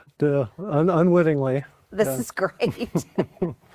So anyway, I gathered together my facts because I was basically going to approach my immediate supervisor, who's called a group manager, and then his supervisor is called a special agent in charge, an SAC. And so I did approach him and say, actually, he already knew because he was a friend of the family. He already knew this was going on because my mom and my wife, unbeknownst to me, went to him and said, "What's up with Joe?" Oh, because they're good women. Yeah. And they loved you. So they were having some conversations. It does irritate me that, I mean, I'm not trying to be rude or degrading to women, but I mean, this chick is not very bright, dude. You can tell by the stupid ass questions she asked, and this is somebody that fucking represented in Congress? Wow. Until They were worried. But he said, I don't know. I know Joe's an honorable guy, and he didn't really know how to deal with it. But he was my boss, so I had to funnel my concerns through him up the chain of command. And so I provided, the evidence that I had gathered, not everything, but the highlights. And I wrote a transmittal letter with this report that I had put together. And I said, look, I've gone to bat for the agency and the income tax, but, I took an oath to support and defend the Constitution, and I can't serve two masters. There's something here, and I need to speak up about it. You all are special agents too. You all took the same oath that I did. Yeah. You're all governed by the same Treasury rules of conduct. This is a bitter pill that I'm offering to you, but we have a duty to grapple with this. It's the truth. It's because it's the truth. No, you did the right thing. I did the same thing in Congress with the Epstein files. I fought to release the Epstein files, and that resulted in President Trump calling me a traitor. I've And followed your story very closely. let me tell you something though. I'm not sorry. And I bet you're not sorry either.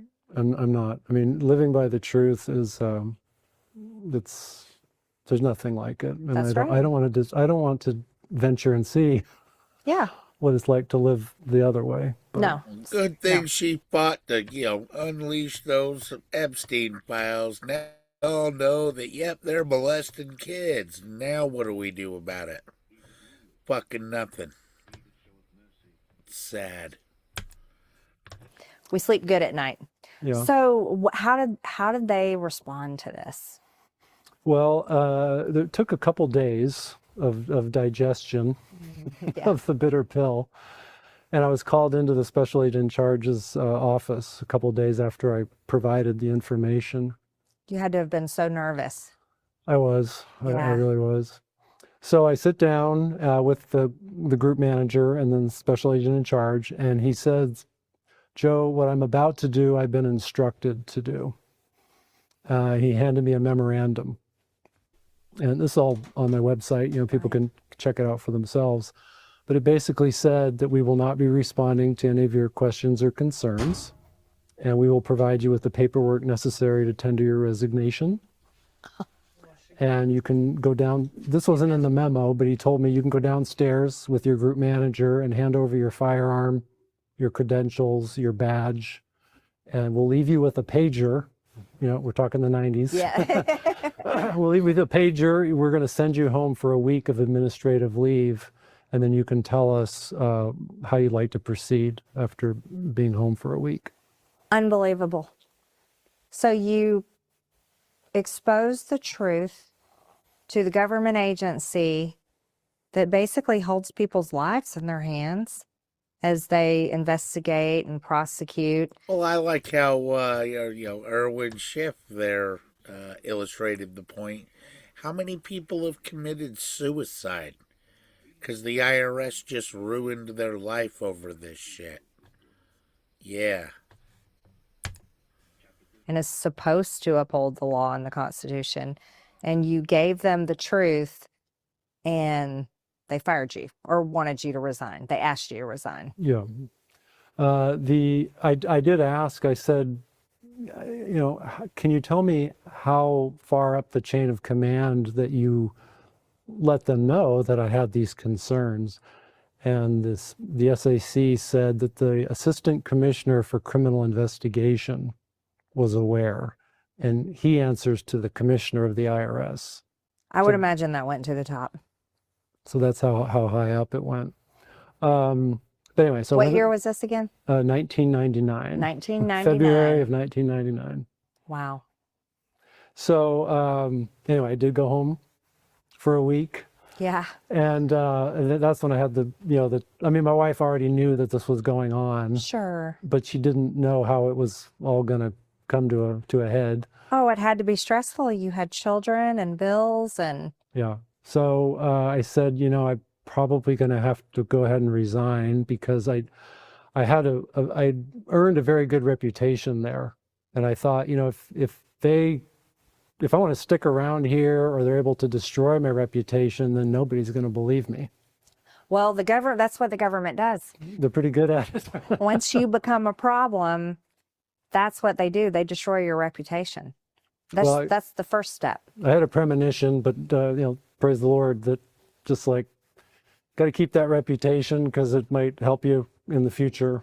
So that's right. I thought it'd be better to resign. And then you're also aware of how you're much more limited in how you can speak when you're, literally employed by the federal government, Hatch Act and all kinds of different things. So I just decided that it'd probably be best, not to mention, they plant something in my desk. I mean, you never know. And right. Granted, the people in my office I felt were good people. I trusted them. We'd go kicking in doors and search warrants and, Sure. we don't want to be killed by friendly fire. No, I'm sure you had many questions in your mind. Yeah, a lot of swirling going on. Yeah. But basically the message I was, getting was I really need to resign. And so that's I've actually resigned on my birthday, February 25th, 1999. And it turns out that February 25th, 1913 is when the Secretary of State claimed that the 16th Amendment, the income tax amendment, was ratified. How about that? So I share the same birthday. A little bit of with irony the there. Irish. It's crazy. Yeah. So yeah, I was born 50 years after the income tax, and then I resigned, when I was, 36 years old on my Wow. birthday. On the anniversary On of the that day. anniversary, yeah. That's the irony of that says a lot. Well, I would kind of ask the Lord, like, why is this happening to me? Why, I'm sure. why am I doing this? And he kept having me look at my birthday. Yeah. I mean, it speaks to you. So what then? You're now basically unemployed. well, then now I've got like a lot more balls in the air I'm juggling. I bet. It's,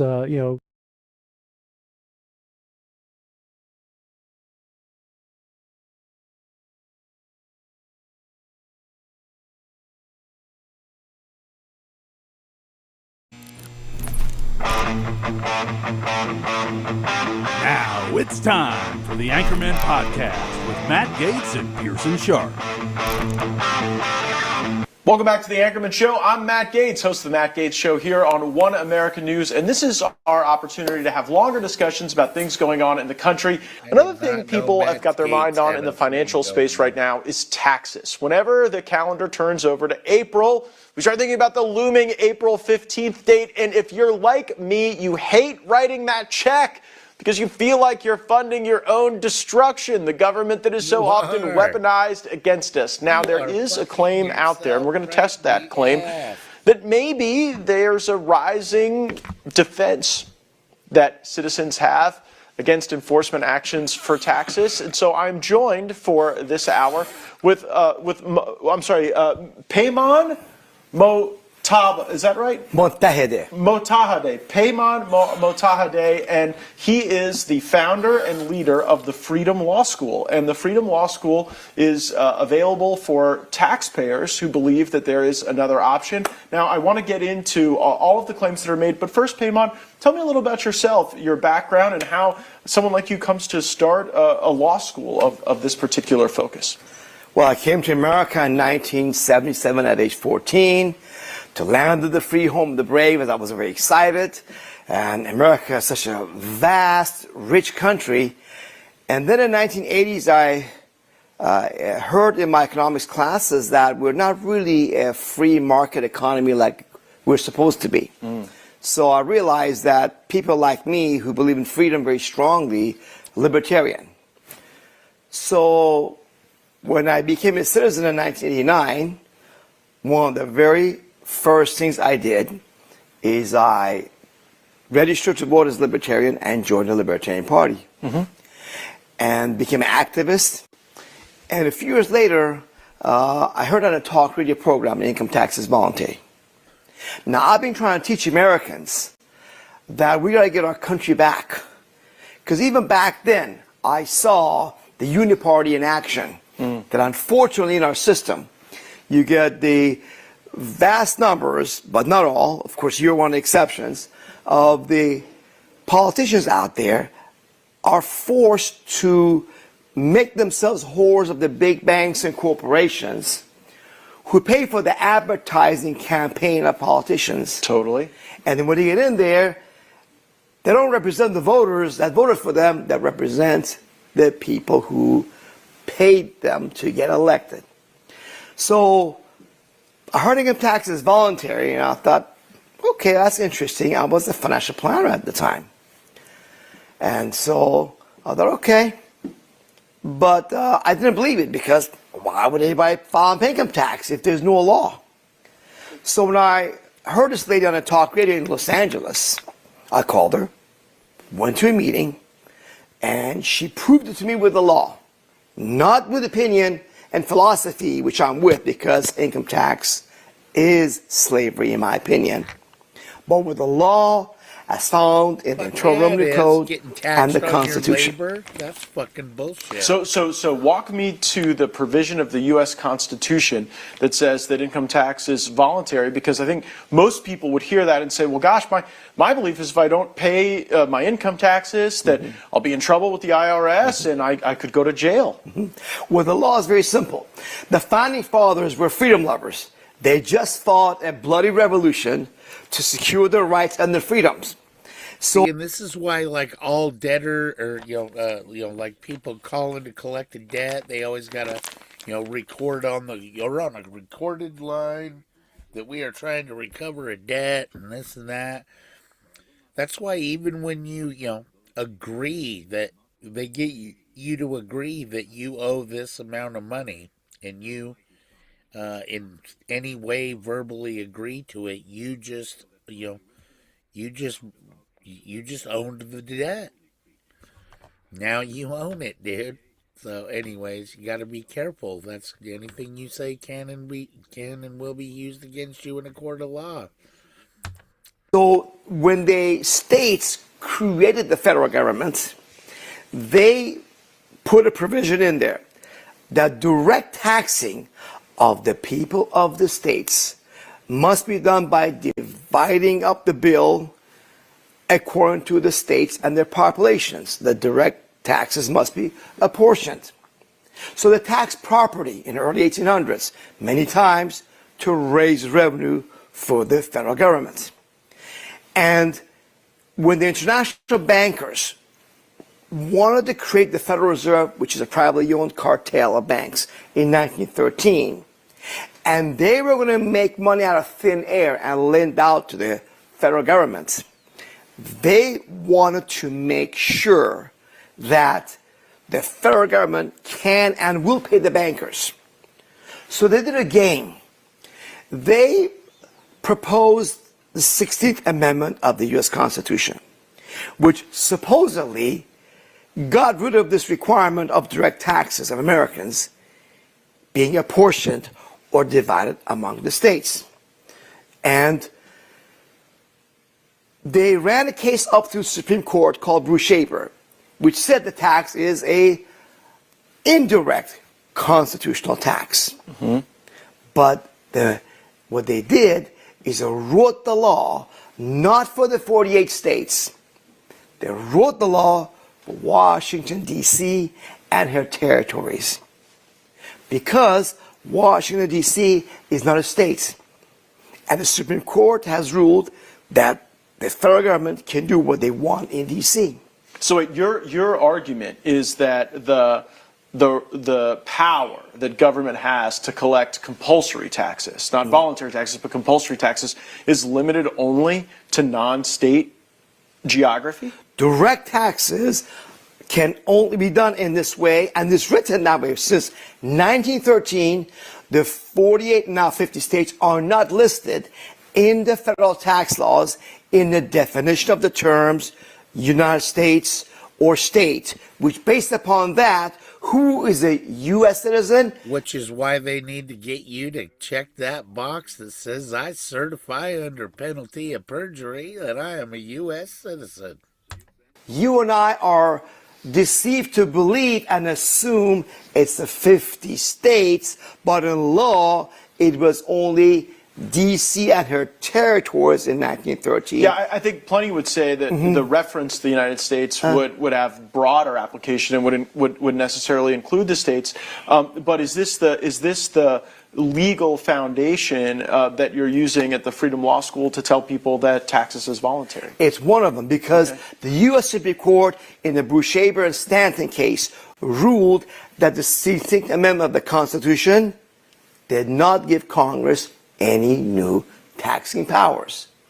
Before the 16th Amendment, everybody knew that federal government cannot directly tax the people of the 50 states, and it still hasn't changed today. When you say it hasn't changed, has this theory you've presented been tested in the courts and subjected to appellate review? No. It has not gone to the courts, because I discovered this a few years ago by laws being made available on internet for free. Okay. So I was able to put put the pieces together that before I couldn't make so easily. So there's certainly risk that a judge, a court, regulatory authority could have a different viewpoint on that Supreme Court case and the jurisdictional overlay, right? Well, the lower courts, according to the IRS, they don't matter. The IRS says in its own manual that only the laws passed by Congress and Supreme Court are the law. But enforcement action gets ruled on by lower courts. By lower courts, correct. Okay, well, I want to get into that in a moment. But first, going from an immigrant to the country to a doctrinal libertarian to the founder of a law school seems to be quite a journey. Tell us about your education. Are you an attorney? No, I'm self-taught. I studied business, got my degree in that. And then when I heard about this stuff in 1992, some wonderful patriots, there's a patriot movement in America apparently, underground but above ground, that studied the Constitution. So I thought, wow, I was so ignorant about all this. And my attorney friend and my other friend with a Juris Doctor said, Paymon, in the last month you studied this stuff, you know more about income taxes and the law about it than we do. So I was amazed. I thought, what? Were these people attorneys? Or? One of them was an attorney. The other one is actually a law professor at Chapman College in California. So you are self-taught. You start this law school. It's not an accredited law school. Correct. Are you on a path to accreditation? No, the purpose of this was to educate me, number one. So I was studying for myself. Hold on. You started a law school to educate yourself? That's an amazing journey. No, before that, in 92, I was studying all this stuff and I started teaching classes to my fellow patriots in Orange County, California. So as I did these classes, I improved upon them, and other people told me, Paymon, you are a good teacher. You're teaching us good stuff. I eventually felt the need to have a law school for the average American. Not to be an attorney, but to know about the Constitution, your rights, your freedoms, and basics of law and procedure so that you don't get railroaded by government. Well, let's talk about that procedure. I guess law classes in session here. What is the procedure if someone follows what you have laid out and they don't pay taxes? What happens to them? We follow the law as provided in the Internal Revenue Code and court cases. Basically, that simple. And I've done this for people. I've taught people at first back then because for many years my goal was to teach myself and others. That's what led to Freedom Law School in 1996. But after several years of doing classes live in my living room and then selling the recordings of it, doing seminars across America, then people came to me repeatedly, said, Paymon, we don't have the time to really study the law like you have. So come and help protect us. So now, for over 24 years, I do. Anything they have with the IRS, I do it myself. And you do it for other people? For other people. Do you worry that a bar association or a prosecutor might accuse you of practicing law without a license? I'm not doing that. I'm doing all First Amendment, free speech association, assemble. All this is First Amendment. So when someone brings you their tax return, what do you do with it that falls within that legal definition of speech? I don't deal with tax returns because tax return is a confession form. I teach people. A confession form? Yes, because you confess under oath, you swear under penalties of perjury that it's all true, correct, and complete. And by doing that, you open yourself to go to prison for 3 separate crimes. If you don't file, you don't have that problem. Well, it's a misdemeanor to not file your taxes, and some people get charged with felonies, with a third-degree felony of attempting to deceive the government by not filing taxes. But for filing, you got 3 separate crimes, and that's 9 years of tax prison, where simple failure to file is only misdemeanor 1 year, as you said. Is that the advice you give to people, to accept 1 year in prison? No, I don't tell them that. None of my students have ever gone to prison, and myself openly have not filed and paid any federal income taxes. Wait, when is the last time you filed? Back in 1993. You have not filed since then? Or paid. And you've never had the IRS knock at your door? Oh, sure. What happened? I beat them, or they left me alone, or they walked away. How did that occur? Because they don't know the law. The IRS agents? The IRS agents are not taught law. They just do some procedures. They're low education, low intelligent, someone off the street. They're a bunch of, I hate to say it, but ignorant bureaucrats. They don't know law. In fact, I have. So the IRS shows up at your door and they say, you owe this taxes. And you say, I don't owe the taxes because the 16th Amendment process leaves out the states and only includes the geography. And they just give up, or do they ever accuse you of wrongdoing? In that one occasion that they came up in the late 90s, I said, oh, hold on at the door. Let me go I'll be right back. Came back with my tape recorder to tape the conversation, and she just walked down the stairs from 3rd floor. I chased after her. Hey, listen, I wanted to talk to you. Go ahead, come back up. You know, I'm here. And she would not even talk to me. They came to your house? They came to my house back to the 3rd floor? The 3rd floor apartment, yes, that was 1998. And she walked away. So most often, IRS... Have they come back since? They came to my house one other time, yes. And I wasn't there. What year was this? This was in 2009. Okay. And they assessed 13 years of taxes against me. Right. What was the amount, if you don't mind telling me? Over $660,000. Oh, I could see why they would show up. Yeah. No, that was afterwards. Okay. Because they were told to get me. That was a target. Because I was educating American people. So then they just put this on there, and I challenged them. Went to meet with the agent and his manager. They ruled against me. Went to IRS appeals. They ruled against me. Went to tax court. Yes. The government lawyer remanded the case back for a new proper hearing. And I presented my case. And the IRS appeals officer and the U.S. tax court zero out and remove all of these page after pages of tax things. Did the judge issue a final order in that case? Yes. In the tax court? It's available on my website. Yes. And is that on your website? Yes. People can look at it? And so people can see a final order yes. that a judge issued. Yes. That after you not filing taxes for 13 years, yes. they said you do not have anything. Was it just retroactive, or do you view this order that a judge issued as giving you forward protections against the IRS? No, it was, of course, about the years that he showed okay. 13 years. So did they ever come back, or was that the last you heard from them? You know, I've been under criminal investigation for over 30 years, Matt. Then and still now under criminal investigation. Currently under criminal investigation? Yes. Since 1994, IRS has had me under criminal and or other investigations to stop me from speaking out and exposing to Americans that you are not meant to be a slave. You can be free. Let me educate you. But I found Americans, we've been so brainwashed by the corrupt media and the accounting community to be afraid of the IRS. And that's why people don't even listen. They say, oh no, I'm too afraid, shaking in my boots, I won't even hear it. They literally say the only two things that are certain are death and taxes. That's probably why people are so afraid. You're under criminal investigation. Does that concern any of the people who seek your guidance or viewpoint? Because most people don't want to be under criminal investigation. Apparently not, because they know it. I talk about it publicly. Yeah. It's on my website. I show the documents. So you must think the government's a paper tiger. You must think that a government that has been criminally investigating you for years and years has no real intent to charge you with a crime. Is that what you believe? No, they have the intent.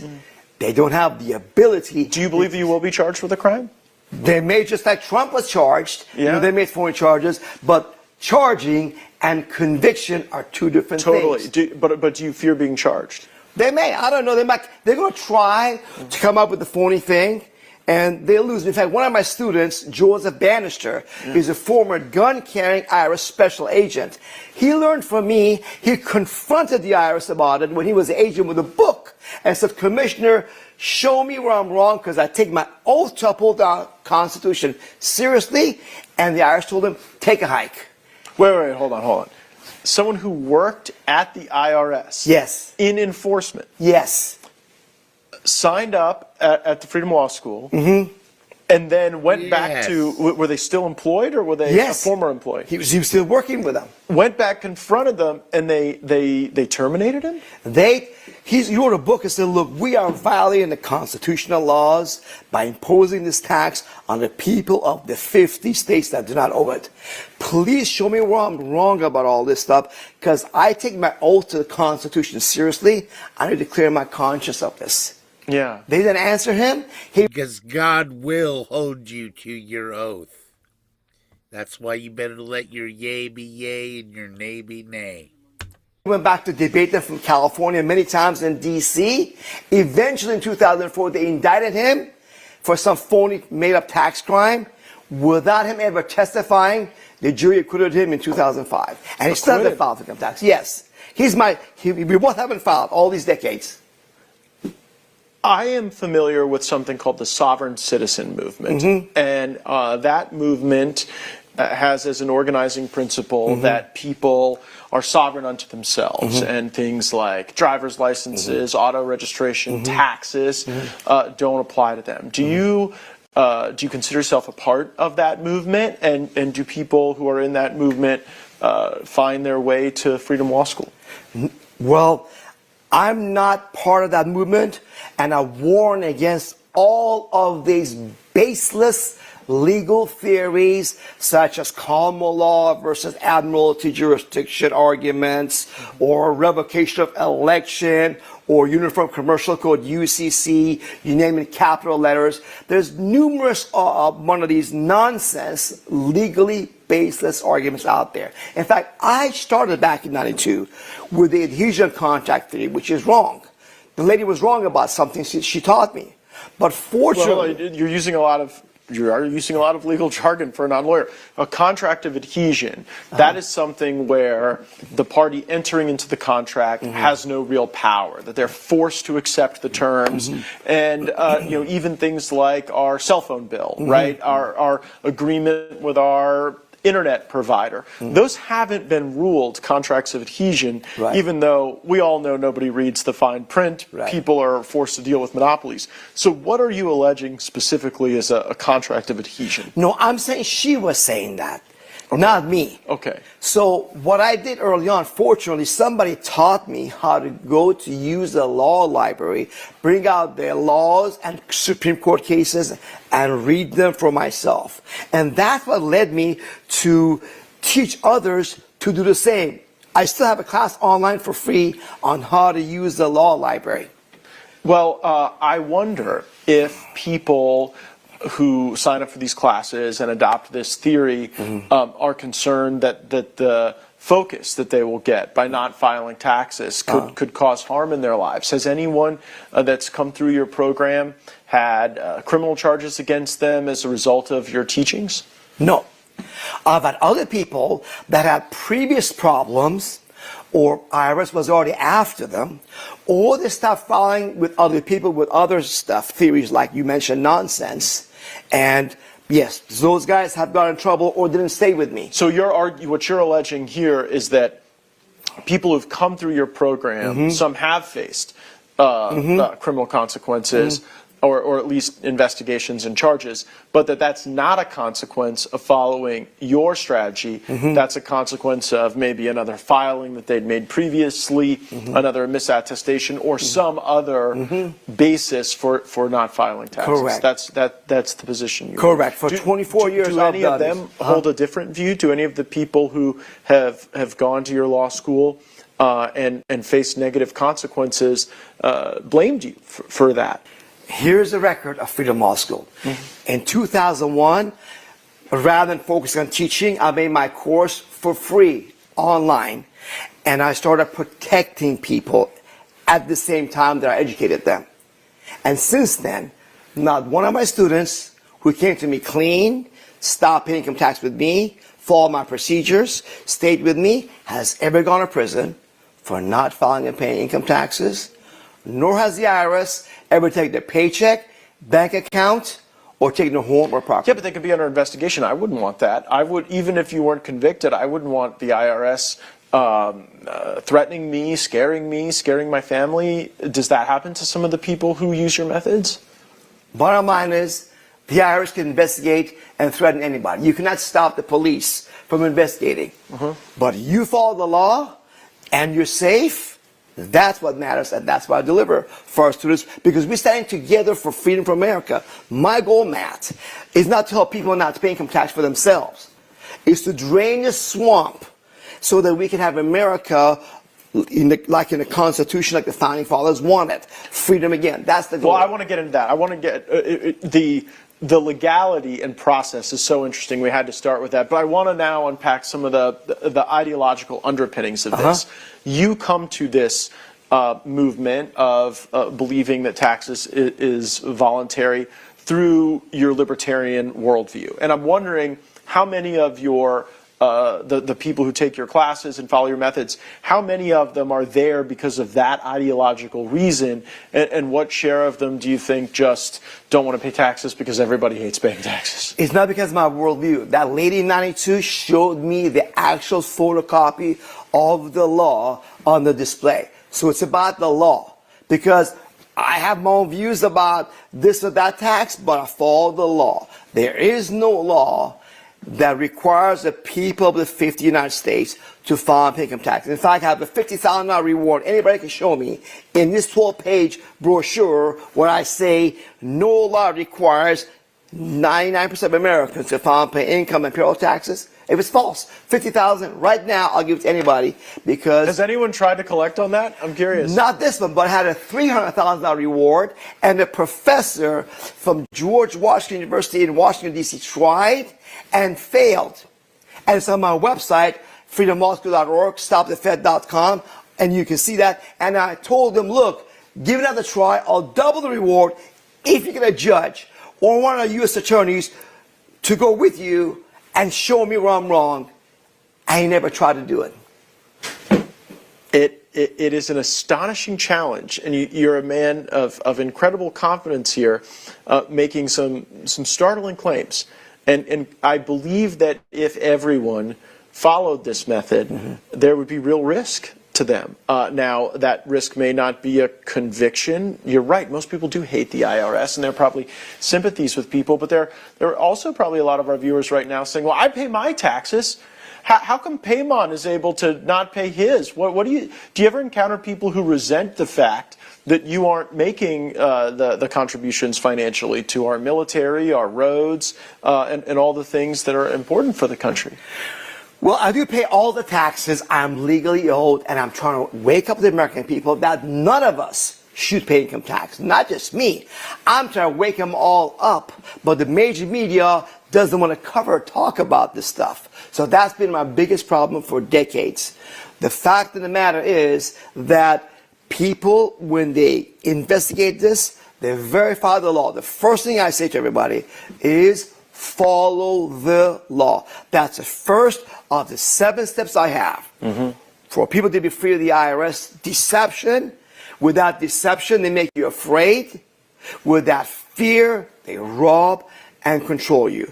So the roads, the schools, the courts, the police, all those are paid by our state and local taxes, not the federal taxes. What about our military? Don't you feel military, bad about non-paying yes, the but it's way too big, way too wasteful. Back in 01, before 9/11, an audit showed that they could not account for $2 trillion of the military budget. That was back in 1990s. Now it's a lot more. It's a rat hole of corruption and waste. We don't need to be in all these wars. Iran, Afghanistan, Iraq, Vietnam.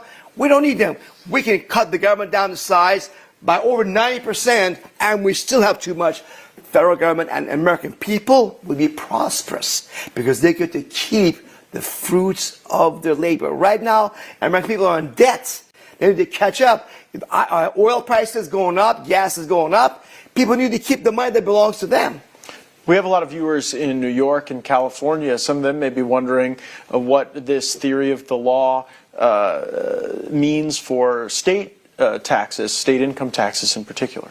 Well, most states, like California and New York, base their state income tax on the federal law definition or forms. So if you don't owe any federal income tax, you don't owe state tax either. Is that what you told people in Orange County, California? Did any of them have any California taxing authorities hold a different view? Well, it's all on our website. Now, here's the thing. Government corruption, of course, is different thing, just like Epstein files. They're supposed to be released. But Pam Bondi says, well, no, we're going to release it. Well, what she has their view doesn't mean she's right. So it doesn't mean have the view that they have a right view. Okay. But no, I think that the question is not about whether or not the view is right. The question is whether or not any of the people who have followed your methods have encountered state regulators in the tax base who have said that they do owe the taxes. Well, some states, like California, some of them are really worse than the IRS. Yeah, IRS is a broken, disorganized, communist, lazy agency. It's the worst organized federal agency still running on 1960s computers. So, but California Franchise Tax Board is the most aggressive organized. So some of our people in California pay California income tax. That's their choice to do it or not. But the IRS... California probably has a different view of whether... Yes, they do. Of course they do. Yeah, because they're communists. They want the money. It's pure and simple. So, but the IRS is a myth. In fact, let me tell you something interesting about that. Back in 2020, Matt, U.S. Treasury auditors wrote a report criticizing the IRS that they're leaving high-income non-filers alone. People that made over $100,000 not being pursued by the IRS. Since when? I know a lot of people who are. That's the U.S. Treasury report in May 2020 It's available on our website. That was a while ago. That yes. Was, Biden hired these 87,000 IRS agents in his reconciliation legislation. After all those new IRS agents were hired, did you see a change in how they administered enforcement? Well, let me correct that first. Okay. He did not hire 87,000.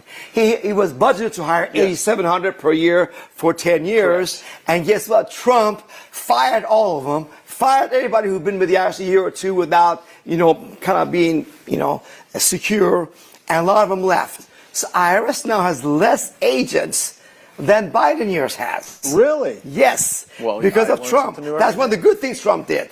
Yeah, but the agents that are there, when they encounter your followers to this method, what is the type of feedback you've heard from people that they've received from those agents? They don't encounter them because IRS's numbers say that the number of non-filers in America is about 80 million Americans that are legally, IRS says, required to file, but they don't. So think about that, Matt.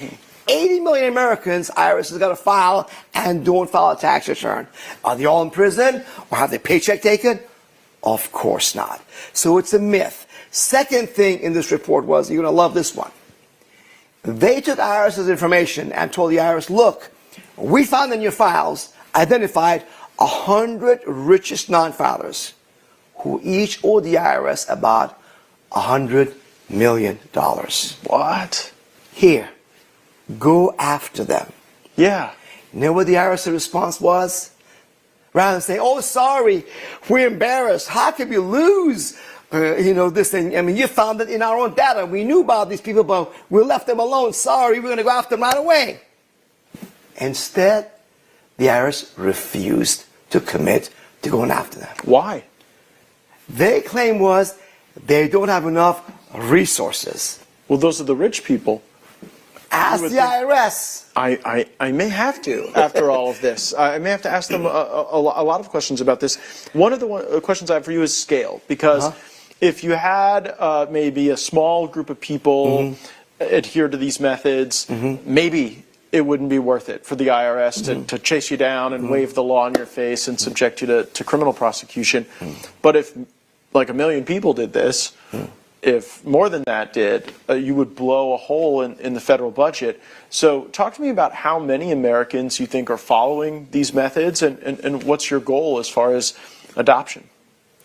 My goal is for American people to wake up and take back America and have the government be limited by the Constitution so that American people can be free. We don't have the Epstein billionaires controlling the politicians and this country. We have a government of, by, and for we the people once again. That is my goal, and it can't be done because alternative media like you is giving airtime for people to go to our website, stopthefed.com, and verify everything for themselves. I talked to Marjorie Taylor Greene, I talked to Thomas Massey, other people, and I'm telling you, verify everything I say. Don't believe anything I say, but verify it for yourself, because it is so incredibly good, but unbelievable. There is a theory that I've heard about the Fed. It's actually Chip Roy and I were talking about it when I was in Congress, and Chip said, you know, Matt, it's almost like we have taxes just to maintain the illusion that it's taxes that funds the government. But in the reality, it's the Fed. It's the fact that we print money to buy our own debt at enormous volume through the Fed. And, you know, do you believe that if more people followed your theory, it would actually embolden the Fed as the principal driver of federal funding? Well, bottom line is both. Okay. Yes, the Federal Reserve privately owned does make money out of thin air by fraud and lends it out to government at interest. I agree but with also that. robs the American people. Well, guess what? You know what? If they, without income tax, inflation will go higher. So this is going to force the politicians to live within the means. Bottom line is that the slavery system needs to end. And the law is on our side.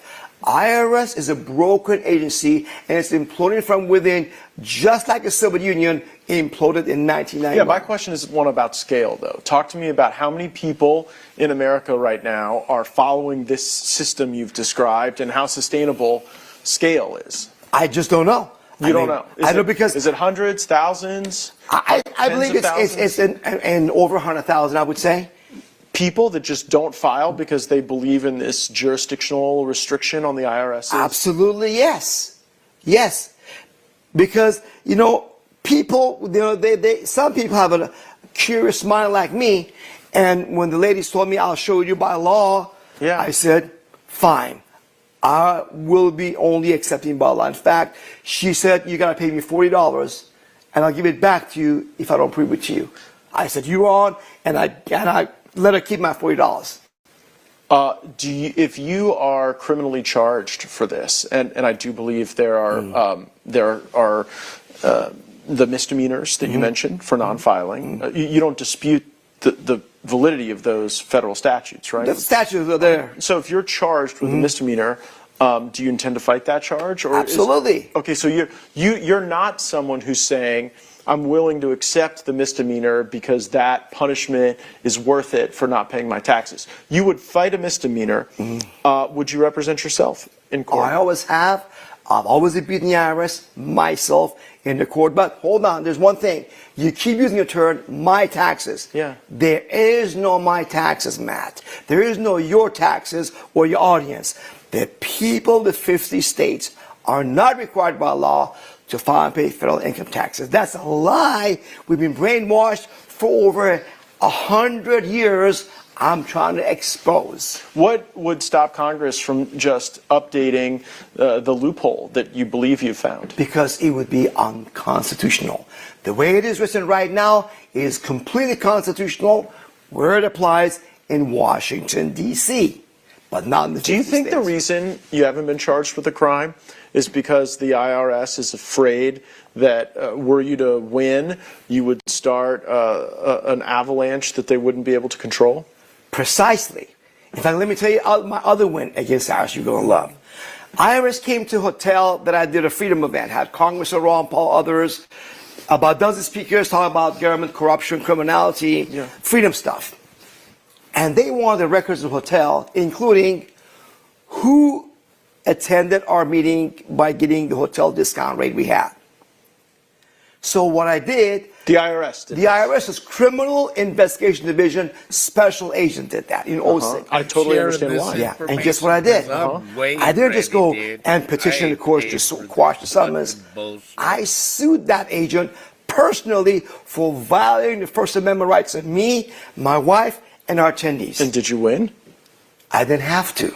The IRS lawyer forced the IRS special agent to retract the summons and told the judge, Judge, let's go home. There's no more summons here.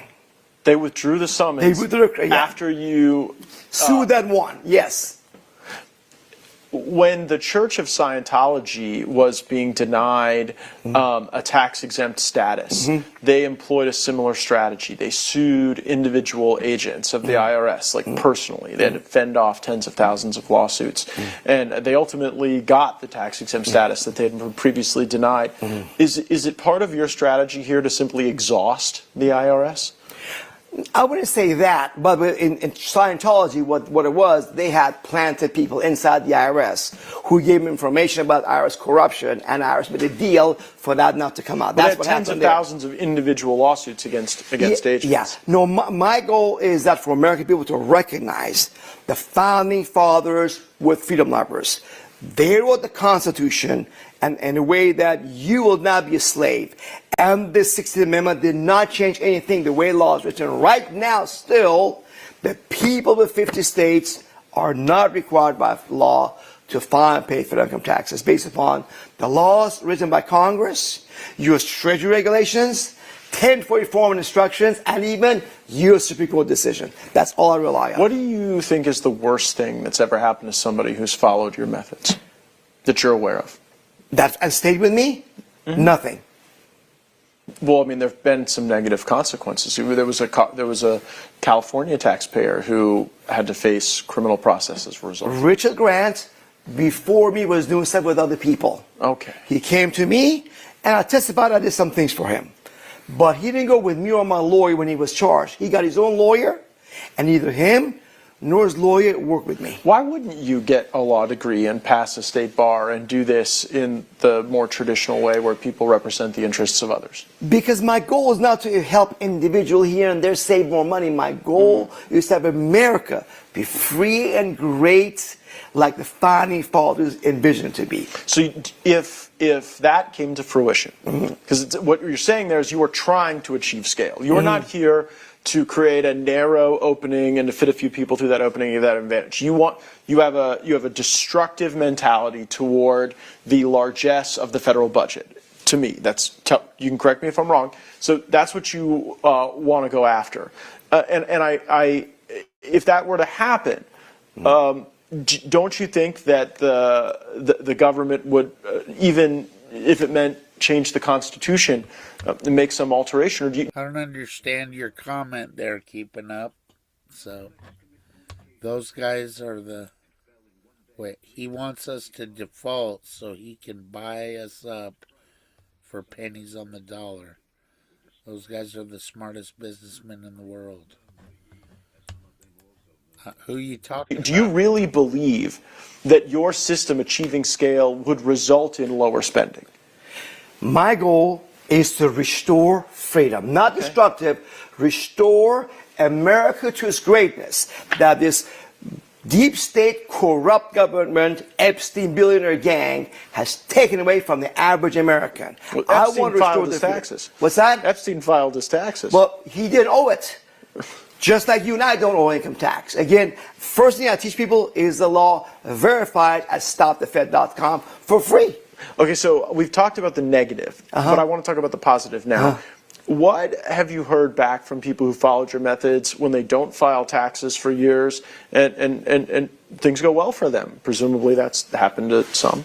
To everybody. Okay. None of my people have gone to prison or lost any money to the IRS if they stayed with me. How does their life change for the better? They got more money to pay off their bills, to not have to borrow, have nicer homes, cars, vacations, better quality food. What else can get you with more money? Do you think people tell their friends about this if it works for them? Many people do. Some people don't. And the biggest problem is people tell me, Paymon, they all don't believe it. They think I'm a conspiracy theorist. I don't get the jab. You know what I'm saying? Yeah. You know, they say, I don't believe all this stuff. You know, so the problem is most Americans have been successfully brainwashed. I'm one of them. I will pay my taxes on the 15th. I will write the check and I will send it in. Because I do believe that they would probably do harm to my family if I didn't. And I also I feel a duty to pay for our military and some of the things. Now, at the same time, I probably share a lot of the frustrations of your libertarian followers that when I see the fraud in Minnesota, when I see what you're right about with the military not able to pass audits, when I see the way in California in particular, every government system is bilked. I want to make that better, but I've chosen to try to make that better by improving those government systems, not by just starving the beast. You seem to want to starve the beast. What's next in your plan? Well, you know, when Marjorie Taylor Greene in December 30th... want to starve the beast. Yes, said that voting is not working, it's a uniparty. Yeah. I've been saying that for over 30 years. We need to defund them like the founding fathers refused to pay 3% tea tax that they legally owed to the king. But what did the colonists do? They said, we're going to keep that money and send it to George Washington and Company. And because they did that, we have this great Republic America, the greatest place on earth ever existed is right here. So now we have to follow the founding fathers' example. Don't risk your life or property or sacred honor, everything. No. All you gotta do is stop paying your enemies, the beast who have taken over, and elect Matt. When you didn't run again, I was disappointed because I want to support you. We could use super PAC called Restore Freedom. We're gonna make Matt not just millions, tens, hundreds of millions, and billions to elect people like, you know, Thomas Massey, you, Marjorie Taylor Greene, to go actually win and take back our government from these people who are whores of the Epstein billionaire gang. That's my goal, is to take America back. And I think it's achievable. Certainly with any organization, impacting the funding for that organization gets a lot of attention, and it gets a lot of focus. And I don't know if that's the way to win the country back. I certainly have my doubts. The people who do this, is this all online? Do you ever get together with others who follow these methods, or is it something where people find you on the internet and proceed? It's all online.